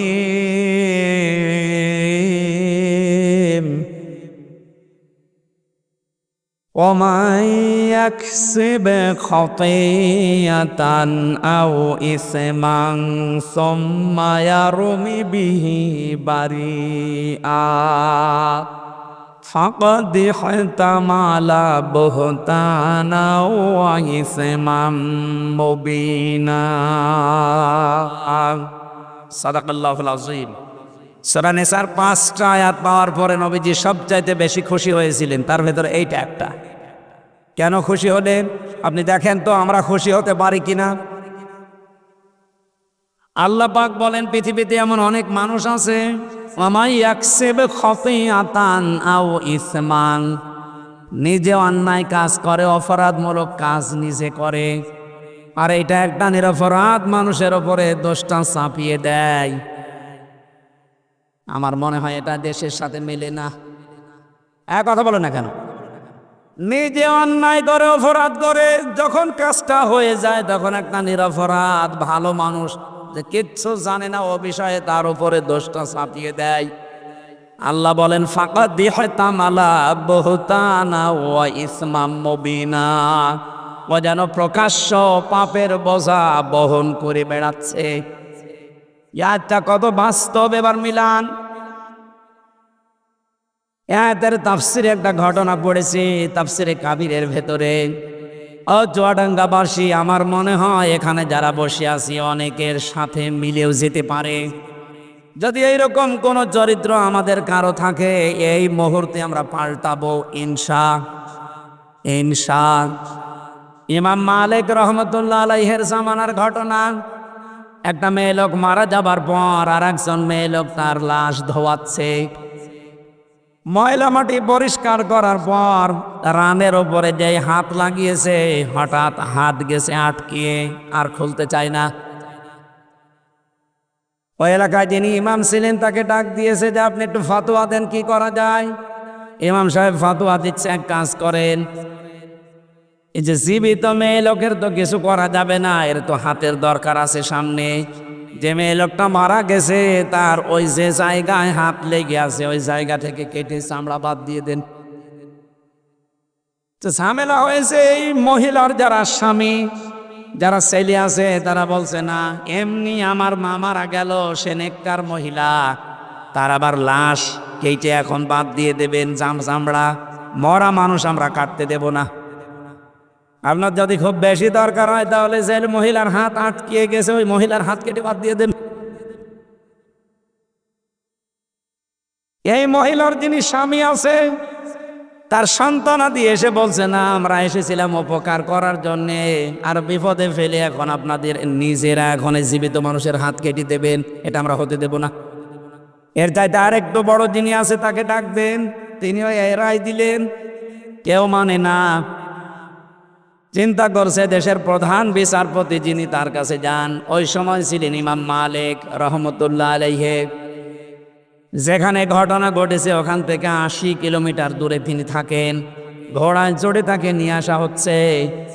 এই মেয়েটা কয়েক ঘন্টা চলে যাচ্ছে, তার অবস্থা খারাপের দিকে, কারণ তার প্রাকৃতিক যে প্রয়োজন আছে, কি করবে, হাত তুলতে পারে না। হাত তুললেই ওই মরা লাশ উঠে যায়।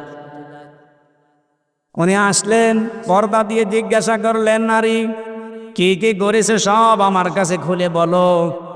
মেয়েটা বলছে, ইমাম আমি কিচ্ছু করি নাই। ইমাম আহমদ ইবনে ইমাম মালিক রহমতুল্লাহ আলাইহি বললেন, দেখো আমার কাছে রাডার আছে, আমি কিন্তু ধরে ফেলবো, যা হয়েছে সত্যি করে বলো। মেয়েটা বলছে, ইমাম আমি হাত দিয়েছিলাম, হাত দেওয়ার পরে আমার হাত আটকিয়ে গেছে, এরপরে আমি আর কিছু জানি না। ইমাম মালিক চিন্তা করলেন, না এরকম তো হওয়ার কোনো কারণ আমি দেখতে পাচ্ছি না। কোরআনে কারীম এবং হাদিস এই দুইটা চোখ আমার লাগানো আছে, এর ভেতরে তো অবশ্যই এর সমাধান থাকবে, কই মেলে তো না। ডাক দিয়ে বললেন, কি হয়েছে সত্যি করে বলো। ধমক দেওয়ার পরে মেয়েটা এবার সত্যি কথা বলছে, ইমাম প্রথম কথা হচ্ছে, আমি যখন তার লাশ ধোয়ানোর জন্য ময়লা মাটি পরিষ্কার করে রানের উপরে হাত দিয়েছি, এই সময় একটা মন্তব্য তার উপরে নিক্ষেপ করেছিলাম। আমি মনে মনে ভাবছিলাম, তুমি ওপরে তো ফিটফাট, ভেতরে তুমি সদরঘাট, কারণ কয়েকদিন আগে, মরণের কয়েকদিন আগে একটা পুরুষের সাথে রিকশায় তোমারে যেতে দেখেছিলাম। এ পর্যন্ত আমার ধারণা ছিল তার যে স্বামী বেঁচে আছে, তার ছেলে বেঁচে আছে। এই মৃত মহিলার ডাক দিয়ে বলা হচ্ছে, কয়েকদিন আগে এই ঘটনার সাথে জড়িত এই মেয়েটা কে, এটা তার স্বামী আর সন্তান দুইজন সাক্ষী দিচ্ছে, ওইটা আমার ফুফুর ছেলে। ফুফুর ছেলে এই মহিলার জন্য কি হয়, এই মেয়েটার ভাইয়ের ছেলে। 14 জন মহিলার সাথে পুরুষের দেখা করা জায়েজ আছে, 14 জন মহিলার সাথে একজন পুরুষের দেখা করা জায়েজ আছে, তার ভেতরে আপন ভাইয়ের ছেলে একজন। কথা বুঝতেছেন? এ পর্যন্ত শোনেননি কোনোদিন? 14 জন পুরুষের সাথে একজন মহিলা দেখা করতে পারবে, কিন্তু মাথার এই যে মুখমণ্ডলটা, হাতের কবজি আর পায়ের পাতা বাদ দিয়ে পুরা শরীর ঢেকে রাখা লাগবে। 14 জন নারীর সাথে একজন পুরুষ দেখা করতে পারে, কিন্তু পুরুষের নাভি থেকে হাঁটু পর্যন্ত এটা সতর, এটা আবার ঢাকা থাকা লাগবে। এই 14 জন 28 জনের ভেতরে স্বামীর নাম নেই পুরুষের বেলায়, আর নারীদের বেলায় স্ত্রীর নাম নেই। কথা বোঝেন?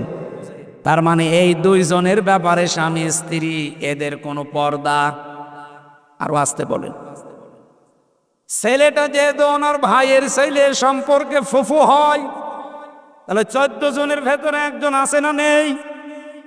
ফুফুর সাথে কোনো মানুষের বিয়ে করা যায় যাচ্ছে? আরো জোরে বলেন।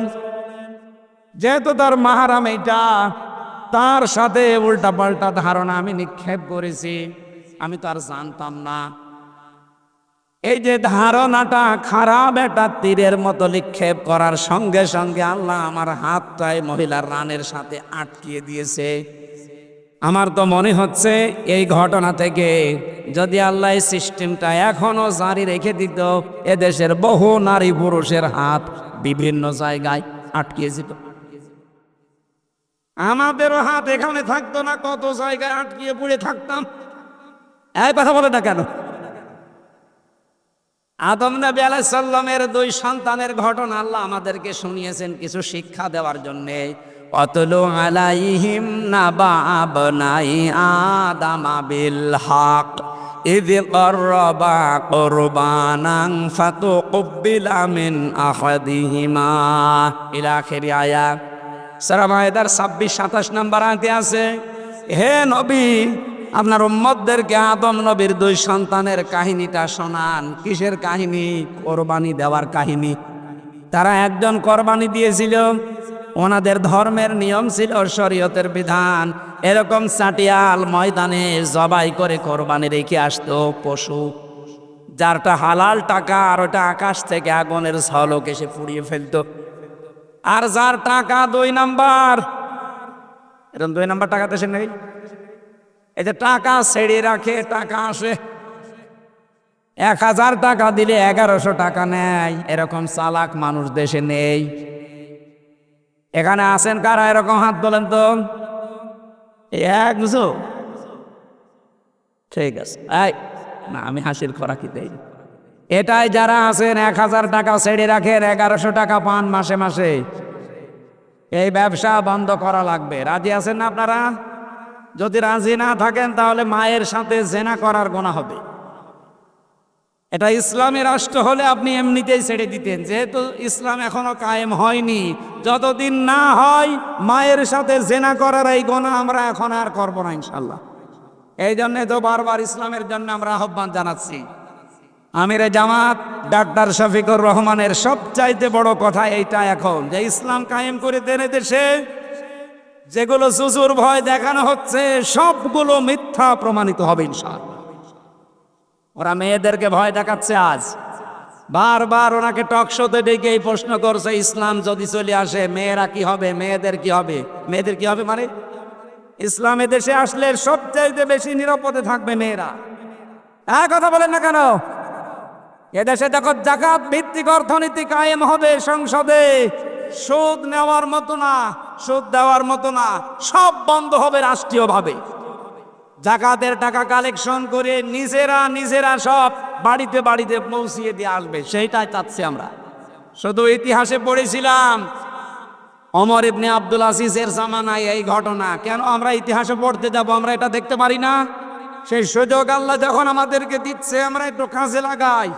আমরাও যেন নিজেরা জাকাতের টাকা ঢোল পিটিয়ে বলতে পারি, কে নেবেন, কে নেবেন। হ্যাঁ, কথা বলেন না কেন? সেই পরিবেশ বাংলাদেশে কায়েম হবে, আমরা দেখতে পাচ্ছি ইনশাআল্লাহ। কিন্তু আপনারা যেন হাত তুলেছেন যে কোরআন যেখানে নেই সেখানে যাব না, এটা আবার ঠিক রাখা লাগবে। এটা এখান থেকে যে উল্টিয়ে ফেলেন তো কিয়ামতের আগে এদেশে কে নেবে বলা যাবে না। আলমডাঙ্গাবাসী হযরত আদম আলাইহিস সালামের সন্তানের হাবিলের যেটা, এটা কবুল হয়ে গিয়েছিল, তার টাকা হালাল ছিল। কাবিলের যে টাকা, এটা অবৈধ টাকা ছিল, দুর্নীতির টাকা ছিল, ফাঁকি দেওয়া টাকা ছিল। এই জন্যে তারটা পড়ে আছে, আল্লাহ কবুল করেননি। আমার মাঝে মাঝে আয়াতটা পড়লে মনে হয় আল্লাহ এই আয়াতের বিধান অন্তত এখন এই সিস্টেমে নেই। যদি আমাদের দেশে এই সিস্টেম, এই শরীয়ত এখনো বলবৎ থাকতো, এই দরবেশ বাবা ওর জীবনের কোনো কোরবানি কবুল হইতো না। 36,000 কোটি টাকা ওর জীবনে কোরবানি হয় 100টা না 500টা গরু দিলেও কবুল হইতো। সব ওই ময়দানে পড়ে থাকতো, ওর বদনাম আরো বের হইতো। মানুষ বলতো যে কি দরবেশ, ও তো দাড়ি কেটেছে, ভয়েও আগেই কেটে ফেলতো। কথা বলেন ঠিক কিনা? মেয়েটা বলছে, ইমাম আমি তো এই কাজ করেছি না জেনে, এখন আমার কি হবে? ইমাম সাহেব ডাক দিয়ে বললেন, না বুঝে করেন আর না বুঝে করেন, অন্যায়ের শাস্তি যদি দুনিয়াতে না নিয়ে যান তাহলে এই বিচার আল্লাহ কিয়ামতে ডবল করে করবে। এখানে আমার একটা পয়েন্ট আছে, খুব ভালো করে শুনবেন। আমি গতানুগতিক কথা বলছি না। এ বাংলাদেশে 15.5 বছরে ক্ষমতায় যারা ছিলেন তারা বহু অত্যাচার, জুলুম, নির্যাতন করেছেন, এটা প্রমাণিত। এটা যে প্রমাণিত তার প্রমাণ আসল আয়না ঘর। এক কথা বলেন না কেন? তার প্রমাণ ইলিয়াস আলী গুম হওয়া। এক কথা বলেন। আর জুলুম নির্যাতন তো আমি নিজেই সাক্ষী। আমি সহ যারা এই যে শফিকুল ইসলাম মাসুদ, দেলাওয়ার হোসেন, এদেরকে যত অত্যাচার করেছে, আমার এদের উদাহরণ দিত যে মাসুদকে আর দেলাওয়ারকে আমরা পিটিয়েছি ছাগলের মতো, গরুর মতো। তার মানে মার দিয়েছে, ওনারা স্বীকার করছে। ডিবিতে এখন যিনি দায়িত্ব পেয়েছেন রেজাউল করিম মল্লিক, কয়েকদিন আগে ঘোষণা দিয়েছে ডিবি অফিসে আর কেউ গুম হয়ে থাকবে না আয়না ঘরে। এখানে আর কোনো ভাতের হোটেল থাকবে না। এখানে কাউকে জোর করে রাস্তা থেকে, বাড়ি থেকে তুলে এনে গুম করে রাখা হবে না, তার পরিবারকে আগে বলা হবে। বলেন তো, আমার যেই দিন নিয়ে গেল বাড়ি থেকে, এটা আমার বাপ সাক্ষী, আমার 2 তলা বাড়ি থেকে আমারে তুলে নিয়ে গেল, আর পেপারে পরের দিন দিল যে ওনারে চড়হাঁস থেকে নিয়ে এসেছি। ডাহা মিথ্যা কথা। তুলে নিয়ে যাওয়ার সময় যদি বাপকে বলে যেত যে নিয়ে যাচ্ছি, আপনি 10 লাখ টাকা নিয়ে আসেন, বলেছে কিন্তু পরের দিন। এই যে 24টা ঘন্টা আমি তো এক বাবার একা, ওনাদের কি জান ধরে ছিল? আর উনি এই জন্য ঘোষণা দিয়েছে, কাউকে যদি এখন ধরা হয় আগে তার পরিবারকে ডাক দিয়ে আমরা ওপেন করে দেবো। হ্যাঁ, এনাকে অপরাধে নিয়ে এসেছি, প্রমাণ করেন আদালত দিয়ে। এতদিন যেটা ছিল এটা যে প্রমাণিত, অপরাধের সাথে যারা জড়িত ছিলেন তাদেরকে বলছি। আপনাকে অনেক ইমাম সাহেব দেখতে পাচ্ছি, বিশেষ করে এর আগে জাতীয় বাইতুল মোকাররমের ইমাম যিনি আন্দাজে ফতোয়া দিয়ে আপনাদের মাফ করে দিয়েছে, কোনো চিন্তা নেই না। অনেক দুর্নীতিগ্রস্ত কথাবার্তারা বলতেন, কারণ এই সরকার পল্টি নেওয়ার পরে সে পর্যন্ত পালিয়ে গিয়েছিল। একটা দেশ কোথায় গেলে জাতীয় মসজিদের ইমাম পালিয়ে যায় পৃথিবীর ইতিহাসে আমি পাইনি। জোর করে ইমামতি নেওয়ার জন্য কয়েকদিন আগে এসেছিল, জনগণ জোতা দিয়ে পিটিয়েছে, কিন্তু পরের দিন ফেসবুকে স্ট্যাটাস দিয়েছে জোতা মানুষ মেরেছে কিন্তু আমার গায়ে লাগেনি। শয়তান, এটা কথা বেটু। অনেক বিভিন্ন রকমের মন গড়া কথা বলে আপনাদেরকে বাঁচিয়ে দিত। কেন? কারণ উনি নৌকা মার্কা নিয়ে দাঁড়াইতো। আমরা তো আর নৌকা মার্কা নিয়ে দাঁড়াচ্ছি না, এজন্য আপনার মন মতো ফতোয়া না, আমি যেটা কোরআনে পড়েছি আর হাদিস যেটা পাচ্ছি ওইটা বলছি আপনাকে বাঁচার জন্য। কোন অপরাধ যদি কেউ দুনিয়াতে করে, ওই অপরাধের শাস্তি যেটা বর্ণিত আছে ওইটা যদি দুনিয়ায় কেউ না নিয়ে যায়, ও কিয়ামত পর্যন্ত আস্তাগফিরুল্লাহ পড়লে ওর মাফ হবে না। হাদিস বলছে। এবার দেখেন তো, নবীজির কাছে এক যুবতী মহিলা এসে বলছে, হে রাসূল আমি জেনা করেছি। নবীজি বললেন চুপ করো, মুখ ফিরিয়ে নিলেন। সামনে গিয়ে আবার বলছে, হুজুর আমি জেনা করেছি, যৌবনের তাড়নায় আপনি আমার বিচার করেন, আমাকে মুক্ত করেন এই পাপ থেকে। নবীজি আবার মুখ ঘুরিয়ে নিলেন, ডাক দিয়ে বললেন যা হয়েছে কাউকে বলবা না, চুপ করো। মেয়েটা আবার সামনে যেয়ে বলে, হে রাসূল আমি জেনা করেছি, আপনি আমার উপর বিচার করেন, আমাকে মুক্ত করেন। আজ বাংলাদেশে বিভিন্ন পীরের দরবারে, বিভিন্ন মসজিদে, বিভিন্ন ওয়াজ মাহফিল, তাফসির মাহফিলের নামে আমরা দেখি অপরাধী মানুষগুলো তাদের কাছে টাকা পয়সা দিয়ে বলে হুজুর আস্তাগফিরুল্লাহ পড়িয়ে দেন। আর হুজুরও পেয়েছে, পড়িয়ে দিচ্ছে। আমরা আস্তাগফিরুল্লাহ রব্বি মিন কুল্লি যামবি ওয়া তুবু ইলাইহি পড়াই না? এ কথা বলে না কেন? নবীজি কি 1500 বছর আগে ওই মহিলাকে বলতে পারতেন না, ওই যা হয়েছে হয়েছে, গোপনে আস্তাগফিরুল্লাহ পড়ে নাও? বলতে পারতেন না? আর সে আরব দেশের মানুষ, তার আরবি ভাষা, একবার বললেই তো তার মুখস্থ হয়ে যেত। সে তো নিজেই বুঝতো যে আমি কে বলছে। আস্তাগফিরুল্লাহ রব্বি মিন কুল্লি যামবি পড়লে তার হয়ে যেত। নবীজি তাকে এইটা শেখান নাই। বলছে দেখো তুমি জেনা যখন করেছো, গর্ভবতী হওয়ার কারণে সন্তানের কোনো দোষ নেই, বিচার যেটা আছে আমি করতে পারি, কিন্তু সন্তানটা আগে খালাস হোক। সন্তান খালাস হওয়ার পরে এসে বলে, হে রাসূল আমার হয়ে গেছে, আপনি দয়া করে বিচার করেন। বিশ্বনবী বললেন না, 2 বছর তাকে দুধ খাওয়ানো লাগবে। 2 বছর দুধ খাওয়ানোর পরে শক্ত খাবার দিয়ে নিয়ে এসেছে। হে রাসূল আমার সন্তান এখন খাবার খেতে পারে, তাড়াতাড়ি আপনি আমার বিচার করেন, খুব ভালো করে মিলাবেন। আমার মনে হয় এইটাই আসল কথা। নবীজি ডাক দিয়ে বললেন, সাহাবী বাচ্চাটার দায়িত্ব কেউ নিয়ে নাও। মেয়েটাকে পাথর দিয়ে নিক্ষেপ করে বুক পর্যন্ত গেড়ে দিয়ে মেরে ফেলো। সবাই পাথর মারছিল, হঠাৎ হযরতে খালিদ ইবনে ওলীদ একটা বড় পাথর নিয়ে এত জোরে নিক্ষেপ করলেন, তার নাকের ওপরে লাগার পরে ফিনকি দিয়ে রক্ত তার শরীরে লেগেছে। উনি ভৎসনা দিলেন, গালি দিলেন, বড় কঞ্চিত করে বললেন, এরকম নাপাক মহিলার রক্ত আমার শরীরে লেগেছে। নবীজির কানে চাবার পরেই নবীজি বললেন, থামো খালিদ, এ কথা বলবা না।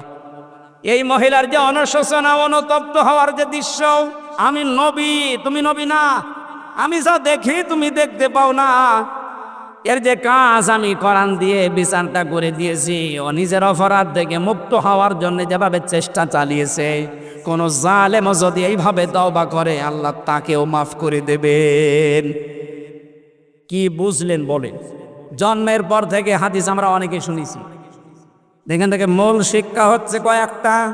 এক নম্বরে নবীজি কিন্তু তাকে বলেন না যে যাও গোপনে আস্তাগফিরুল্লাহ পড়ে নাও, আর কিছু হবে না, এটা বলেননি। দ্বিতীয় নম্বরে মহিলাকে বলেছে হ্যাঁ বিচার করতে পারি, কয়েকটা ধাপ পাল্টাও, আগে খালাস করো সন্তান, শক্ত খাবার খাওয়াও, এরপরে নিয়ে আসো। তিন নম্বরের ধাপ হচ্ছে তার এই অপরাধের শাস্তি কার্যকর করার পরে আল্লাহর নবী ঘোষণা দিয়েছেন মহিলা জান্নাতি। কথা বলেন না কেন? এজন্য 15.5 বছরে যত অপরাধ আপনি করেছেন, যে সেই ধরনের, কেউ গুমের সাথে, কেউ খুনের সাথে, কেউ চাঁদাবাজির সাথে, কেউ জেনার সাথে, কেউ চুরির সাথে, কেউ ডাকাতির সাথে, কেউ আয়না ঘরের সাথে, কেউ জোর করে ভোট নেওয়ার সাথে।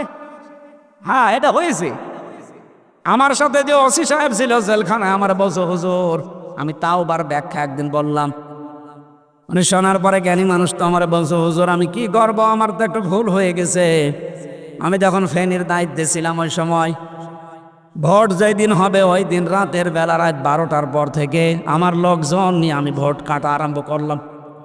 আল্লাহর নাম নিয়ে কিন্তু আরম্ভ করেছি একেবারে ফজর পর্যন্ত। ফজরের আজান দেওয়ার পরে আমি গোসল করে ওযু করে এবার নামাজে দাঁড়ালাম, আল্লাহু আকবার। নামাজ শেষ করার পরে পড়লাম আস্তাগফিরুল্লাহ। আমার তাওবা কি হয়েছে? তাওবা হয়নি, ইয়ার কি হয়েছে?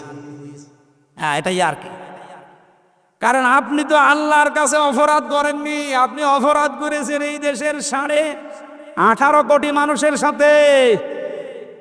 আগে এদের কাছে মাফ চান, এরা যদি মন থেকে বলে ঠিক আছে আমরা মাফ করে দিলাম, এরপরে আস্তাগফিরুল্লাহ কাজ হবে। কথা বলেন না কেন? আপনি মাফ চাচ্ছেন আল্লাহর কাছে আস্তাগফিরুল্লাহ, আপনি কি আল্লাহর ভোট কেটেছেন?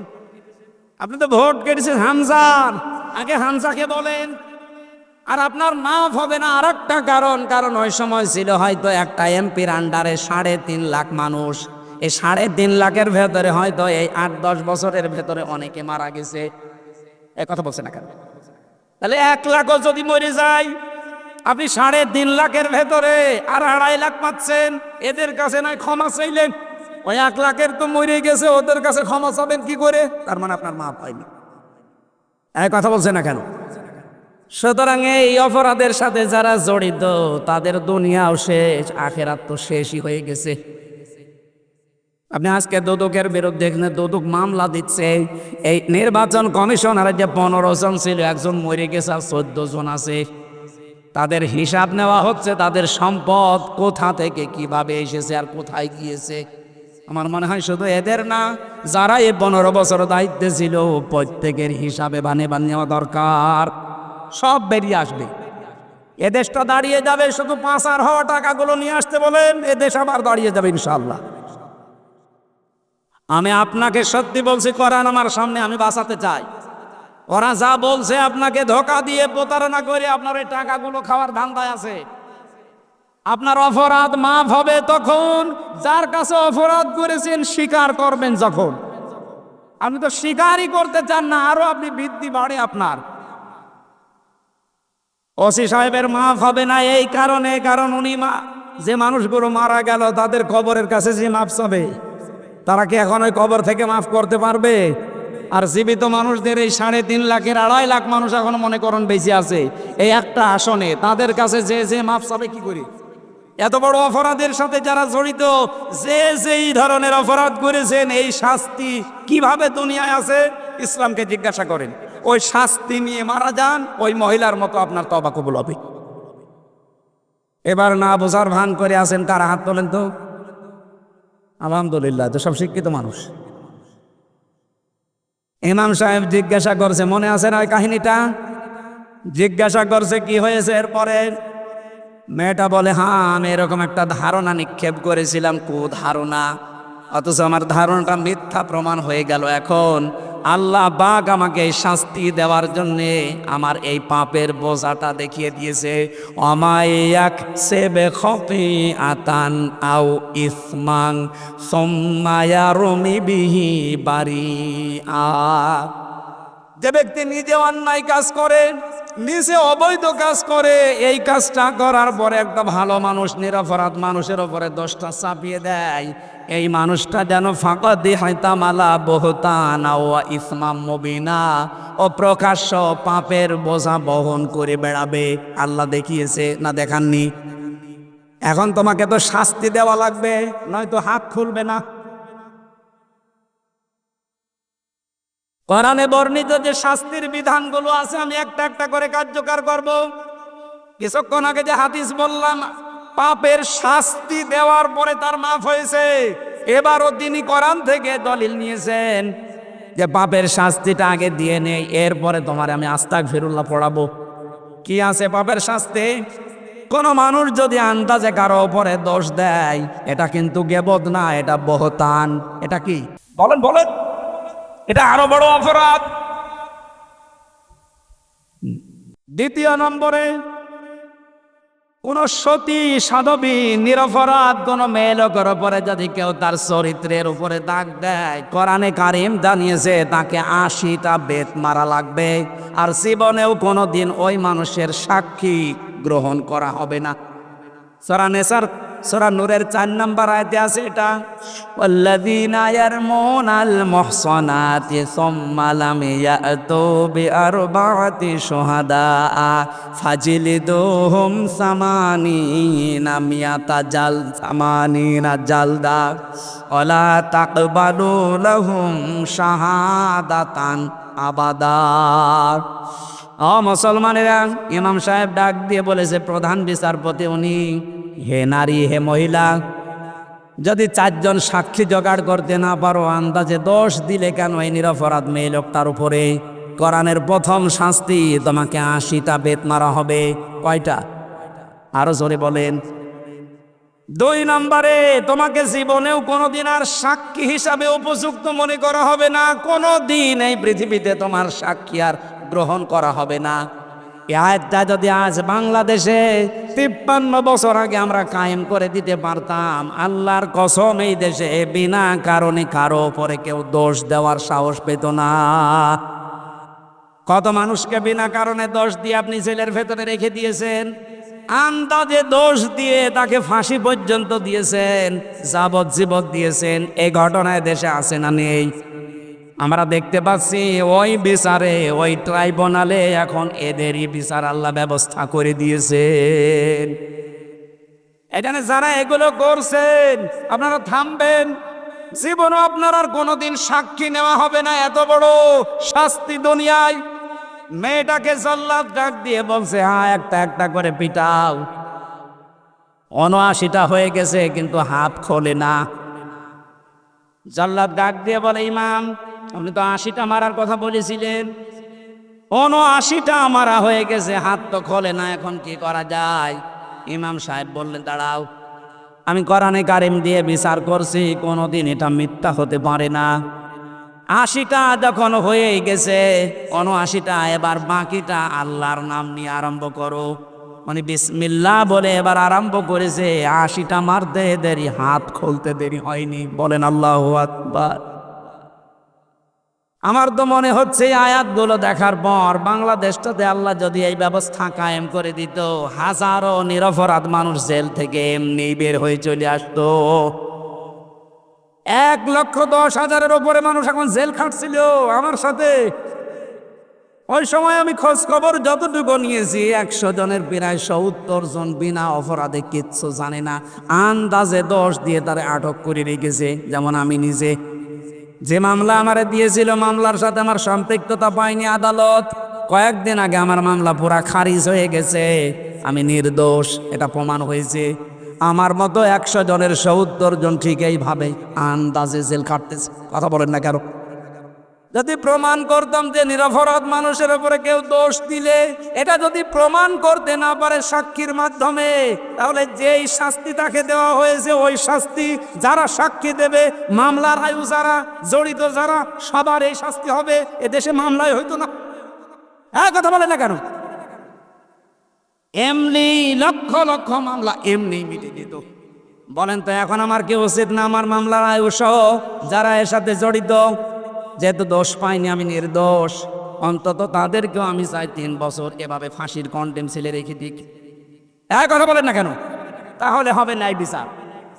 আপনি আন্দাজে অবিচার করে আমি অসলম অবস্থায় কাটিয়ে দিলাম, আর আপনি বগল বাজাবেন, মানে আপনার কোনো বিচার নেই।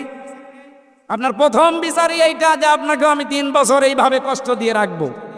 আমার জন্যে 3 বছর, ব্যারিস্টার আরমানের জন্য 8 বছর, তাও জেলখানায় না আয়না করে। কথা বলছে না কেন? আমান আজমির জন্য 10 বছর, 10, 8, 18, আমার 3, 21 বছর পরে দেশে আসার চেষ্টা করে। আপনি চট করে ঢুকে পড়বেন, মানে 21 বছর পরে আসবেন, আর আমরা জানি 21 বছর পর আপনি কব্বরে থাকবেন। কথা বলেন না, আপনি আবার রাগ করেন না। আমি কারো নাম ধরেছি, কারো অপরাধ যদি হয় সে টের পাচ্ছে, যে যেই কাজ করেছেন। কেউ যদি টাকা পয়সা চুরি করে থাকেন দেশের জনগণের, আপনার হাত কাটা লাগবে, হাত কেটে দেন, এরপরে আমার কাছে আসেন, আমি আস্তাগফিরুল্লাহ পড়াচ্ছি। হাত কাটবেন না, শুধু চামড়ার মুখ দিয়ে বলবেন আস্তাগফিরুল্লাহ আস্তাগফিরুল্লাহ। আরে ভাই, এটা তো যে সেই বলে। কথা বলেন না কেন? যে যে অপরাধে জড়িত ওই শাস্তি আগে নেবেন, এরপরে আপনি দল পাল্টিয়ে কি দল করবেন আমি জানি না। আপনি আন্দাজে এসে এখন পেট বাঁচাতে, তাহলে 15.5 বছরের অন্যায় গেল কোথায়? এটার যদি বিচার না হয় ওইভাবে, দেখেন সামনে যারা আসবে ওরা আরো বড় জুলুমবাজ হবে। এই জন্যে তো ইসলামের নীতি এত কড়া, যে বিচার করে দেন, সামনে ওইটা দেখে আরো 100টা হারামি ভালো হয়ে যাবে। আর যদি বিচার না হয়, শুধু আস্তাগফিরুল্লাহ আস্তাগফিরুল্লাহ আস্তাগফিরুল্লাহ, কি হবে আস্তাগফিরুল্লাহ? সকালে 100 বার আস্তাগফিরুল্লাহ পড়বে, আর বিকালে 100 বার আস্তাগফিরুল্লাহ। সারাদিন চলছে আকাম, ওজনে কম বেশি করে আর আস্তাগফিরুল্লাহ পড়ে। কথা বলেন না কেন? ওই যে ওসি সাহেব আস্তাগফিরুল্লাহ পড়ে আর ভোট কাটে।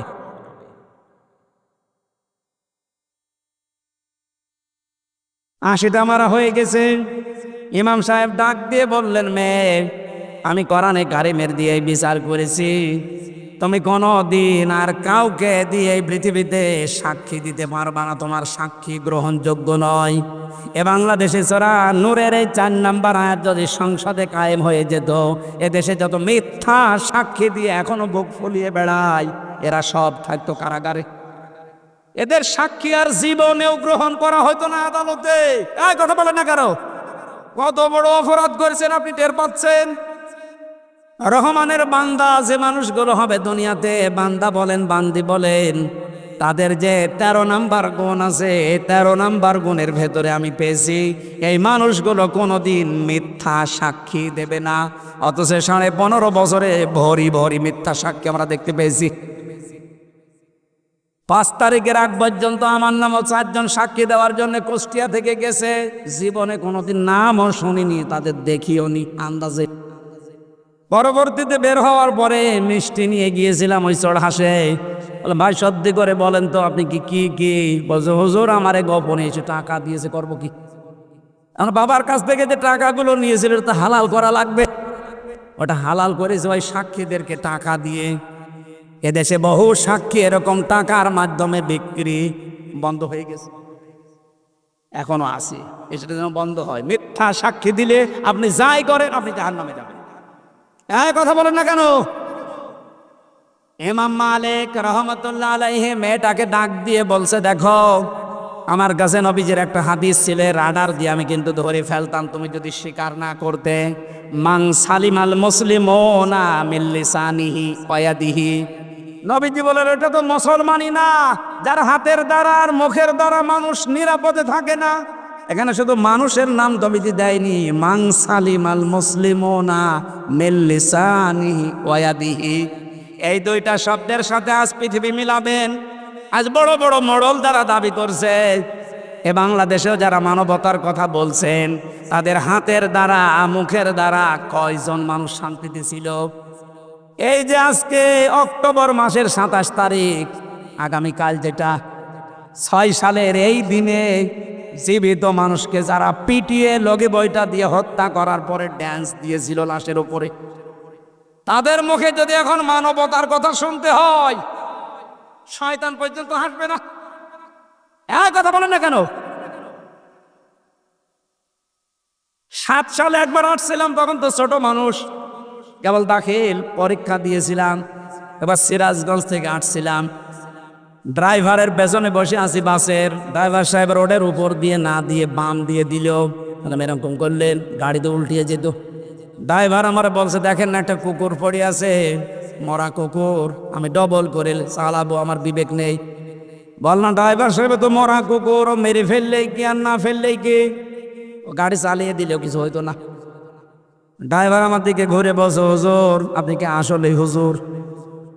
না, আপনি কেমন হুজুর? আপনি দেখছেন একটা মরা কুকুর পড়ে আছে, আমি ডবল করে মারবো, আমার বিবেক নেই? না, এইটা শোনার জন্য আমি ছিলাম। আপনি কোন ধর্মের লোক আমি জানি না, পরবর্তীতে ওনার নাম শুনলাম সুভাষ দাস, তার মানে হিন্দু মানুষ। ওনার ইমান নেই কিন্তু বিবেক আছে। কথা বলছেন এখন, ইমান নেই কিন্তু কি আছে? আরো জোরে বলেন, বলেন। এই বিবেক জাগ্রত থাকার কারণে মরা জিনিসটা নিকৃষ্ট জীব কুকুর, এইটাও মারতে উনি রাজি না, ডবল করে। অথচ 28 অক্টোবর জীবিত মানুষকে আপনি লগে বৈঠা দিয়ে মারার পরে শেষ করেননি, ড্যান্স দিয়েছেন লাখের উপরে। আমি ড্রাইভারকে ওই দিন বলেছিলাম, ভাই আমি এটা দৃশ্য নিজের চোখে দেখেছি, এদেরকে আপনি কোন সোর্সে মানুষ মনে করেন বলেন তো? তারা যদি এখন মানবতার কথা বলে, এটা মেনে নেওয়া যায়? সুতরাং আপনারা যা করেছেন, পাপের বোঝা ভারী হতে হতে শেষ পর্যায়ে চলে গেছে। কোরআনে কারিমের সূরা আলে ইমরান 178 নম্বর আয়াত শেষের দিকে আছে, ইন্নামা নুমলি লাহুম লিয়াজদাদু ইসমা। ওদের পাপের বোঝা যখন পরিপূর্ণ হয়ে যায়, ওয়ালাহুম আযাবুম মুহিন, আমি আল্লাহ ওই মানুষগুলোকে অপমানজনক শাস্তি দিয়ে দুনিয়া থেকে বিদায় করি। আমার মনে হচ্ছে 2024 সালের 5 আগস্টে আল্লাহ তাই করেছে। পাপের বোঝা যখন একেবারে শেষ, তখন আল্লাহ নিজে তাদেরকে পাকড়াও করেছে, আখযনাহুম বাগতাতান, আমি নিজে তাদেরকে হঠাৎ ধরলাম, ফাইদা হুম মুবলিসুন, ওরা হতাশ হয়ে পড়েছে। ওরা এখন হতাশ না? জালেমরা উপরে উপরে শক্ত কথা যতই বলুক, ওরা কিন্তু হতাশ, কারণ জানে বাইরে বের হলে জনগণ পিটিয়ে মেরে ফেলবে। যেহেতু নিষিদ্ধ হচ্ছে, আমরা চাই যারা জুলুমের সাথে জড়িত ছিল প্রত্যেককে দেশে নিষিদ্ধ করে দিই। আরো যারা সামনে করবে এটা যেন শিক্ষা পায় না, বাবারে দরকার নেই। এই কথা বলেন না কেন? আমরা তো পৃথিবীতে শান্ত অবস্থা দেখতে চাই, এখন আবার দেখছি অশান্ত হয়ে যাচ্ছে। আন্তর্জাতিক কিছু ষড়যন্ত্র চলছে, এজন্য যারা দায়িত্বে আছেন তাদেরকে আহ্বান জানাবো, সম্মানজনক সময় নিয়ে খুব তাড়াতাড়ি নির্বাচনের মাধ্যমে একটা নির্বাচিত সরকারের হাতে দেশটা তুলে দিন, তাহলে এই ষড়যন্ত্রগুলো বন্ধ হয়ে যাবে। সামনে মুসলমানদের প্রকাশ্য শত্রু ট্রাম্প, এই শয়তান আসার চেষ্টা চালাচ্ছে, আর এরা আসলে যিনি পালিয়ে গেছে তার নাকি ভালো হয়। আমি ভেতরের কথা বললাম না, এই জন্য বাস্তবতা এটা। আমরা চাই বিএনপি যেটা চাচ্ছে, এদেশে যারা রাজনৈতিক দল আছে সবাই যেন খুব তাড়াতাড়ি, আমরা চাচ্ছি যে আপনারা সম্মানজনক সময় নিয়ে যত তাড়াতাড়ি পারেন সংস্কার করে করে নির্বাচনের মাধ্যমে নির্বাচিত সরকার হাতে দিন, তাহলে এই ষড়যন্ত্র যা হচ্ছে এটা বন্ধ হয়ে যাবে ইনশাআল্লাহ। আমরা এই আয়াত থেকে মূল শিক্ষা কয়েকটা পেয়েছি। নিজে কোনো অন্যায় করার পরে নিরপরাধ কোনো মানুষের ওপরে দোষ যেন আমরা মরণের আগে আর চাপিয়ে না দেই। এটা যদি দুনিয়ায় বিচার নাও হয়, মরণের পরে সবচাইতে ভয়ঙ্কর বিচার আল্লাহ করবেন। আর দুনিয়ার বিচার কি, আপনাকে অপরাধ আল্লাহ করাবে, এরপরে আপনার মরণ দেবে। ফাকাদ ইহতামালা বুহতানা ওয়া ইসমান মুবিনা, প্রকাশ্য পাপের বোঝা আপনি বহন করে বেড়াবেন। আল্লাহ আমাদের হেফাজত করুন, বলেন আমিন। মেয়েরা যারা এসেছেন, সম্মানিত মা বোনেরা, জান্নাতে যাওয়া আপনাদের জন্য সহজ।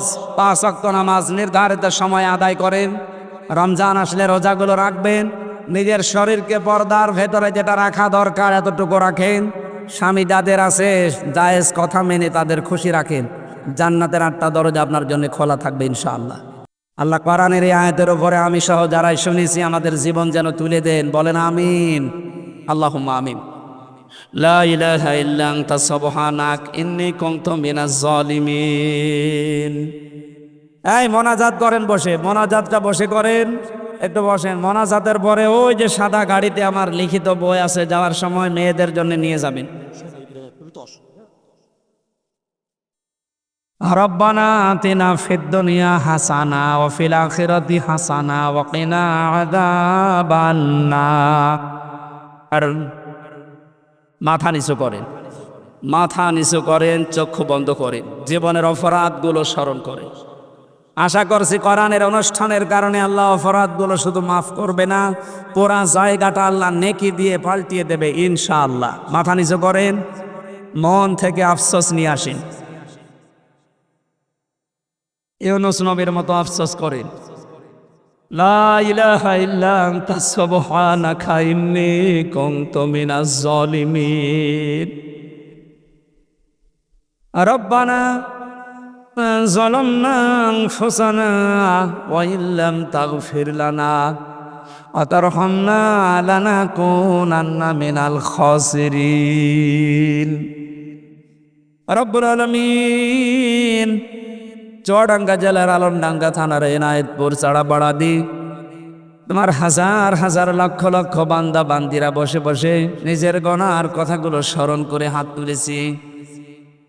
তুমি নিজেই জানিয়েছো, ওয়াকালা রাব্বুকুম উদউনি আস্তাজিব লাকুম, আমাকে ডাকো আমি ডাকের সাড়া দেব। বড় আশা নিয়ে আমরা হাত তুলে বসে আছি। আল্লাহ তুমি ইউনূস নবীর মতো আমাদেরকেও ক্ষমা করে দাও। ফাস্তাজাবনা লাহু ওয়া নাজ্জাইনাহু মিনাল গাম্মি ওয়া কাযালিকা নুনজিল মুমিনিন। শুধু ইউনূস নবী না, এইভাবে করে যারাই ক্ষমা চায় আল্লাহ তুমি তাদেরকেও নাকি নাজাত দিয়ে দেবে। আমাদেরকে তুমি আমাদের গুনাহ থেকে নাজাত দাও, আমাদের গুনাহ থেকে আমাদের জীবনের মধ্যে মুক্ত করে দাও। এ বিশাল আয়োজনে যে জায়গা থেকে যারা অবস্থান নিয়ে সহযোগিতার হাত বাড়িয়েছে, আল্লাহ গ্রামবাসীর ওপরে তোমার রহমত নাজিল করো। যে যাই করুক না কেন এরা কোরআনের কাছে এসে সব এক হয়ে গেছে। আল্লাহ তুমি এদেরকে কোরআনের জন্য এক এবং নেক বানিয়ে দাও। আলোচনার সওয়াবগুলো তুমি বিশ্বনবীর রওজায় পৌঁছিয়ে দাও। দুনিয়ার মাটির নিচে যারা ঈমান নিয়ে ঘুমিয়ে আছে এদেরকে ক্ষমা করো আল্লাহ রাব্বুল আলামিন। বৈষম্য বিরোধী ছাত্র আন্দোলনের মাধ্যমে এ দেশটা আমাদের কথা বলার পরিবেশ যারা জীবন দিয়ে তৈরি করে গেলেন তাদেরকে শাহাদতের সর্বোচ্চ মর্যাদা দান করো। যারা অসুস্থ হয়ে পড়ে আছে হাসপাতালে 2780 জনের উপরে এখনো আছে, এদেরকে তুমি শেফায়ে কামেলা জেলা নসিব করো। এ গ্রামের সন্তান আলমডাঙ্গার সাবেক পৌর মেয়র মীর মহিউদ্দিন অসুস্থ হয়ে আছে, দোয়া চেয়েছে আল্লাহ শেফায়ে কামেলা জেলা নসিব করো। রাব্বুল আলামিন আমি সহ যারাই অসুস্থ আছি আমাদেরকে তুমি তোমার পক্ষ থেকে শেফা দিয়ে দাও। সম্মানিত সভাপতি হাফেজ মাওলানা মিনারুল ইসলাম, আল্লাহ তোমার আলেম বান্দাকে আলেম হিসাবে কবুল করে নাও।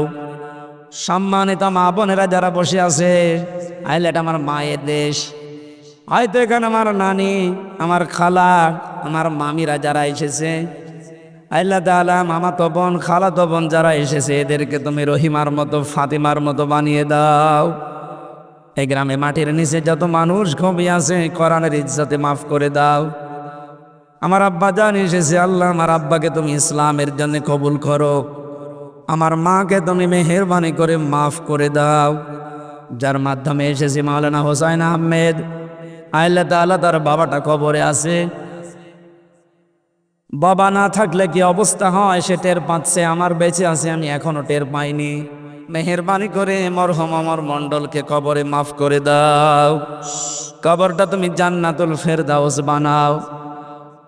এই গরস্থানে যত মানুষ ঘুমিয়ে আছে কোরআনের এই অনুষ্ঠানের ইজ্জতে তাদের সবাইকে আজকে থেকে কিয়ামত পর্যন্ত মাফ করে দাও। আমার নানা নানি পাশেই ঘুমিয়ে আছে, আল্লাহ আমার নানা নানিকে কবরে জান্নাত দান করো। কত সম্মানিত মানুষ এখানে বসে আছে, এদের সম্মান মর্যাদা তুমি আরো বাড়িয়ে দাও। মাথা নিচু করে যারা জীবনের অপরাধগুলো স্মরণ করছে কাউকে খালি হাতে ফেরত দিও না। যার যে অসুবিধা আছে আল্লাহ তুমি নিজ গুণে দূর করে দাও। কারো কর্মজীবন নিয়ে একটা হালাল কর্মজীবন তৈরি করে দাও।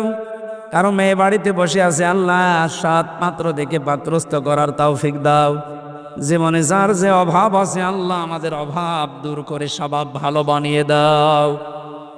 মাথা নিচু করে 30 সেকেন্ড সময় দিলাম। যার যা কামনা বাসনা আছে 30 সেকেন্ডটা আল্লাহকে বলেন।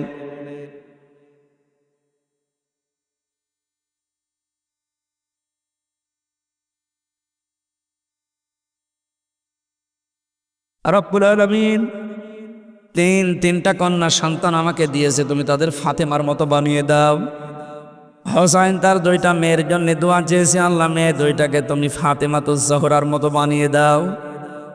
আমার স্ত্রী লাইফ সাপোর্টে ছিল, তুমি ফিরিয়ে দিয়েছো, আল্লাহ তুমি তাকেও কবুল করো। বারাকাল্লাহু লানা ওয়া লাকুম ফিল কোরআনিল আযীম। কখন কার কাছে মরণ চলে আসে আমরা জানি না, মরতে আমাদের দুঃখ নেই, কিন্তু কোরআনের খাদেম হয়ে মরতে চাই। আর মুখে আমাদের যেন শেষ কথা এইটা থাকে, লা ইলাহা ইল্লাল্লাহু মুহাম্মাদুর রাসূলুল্লাহ। আসসালামু আলাইকুম।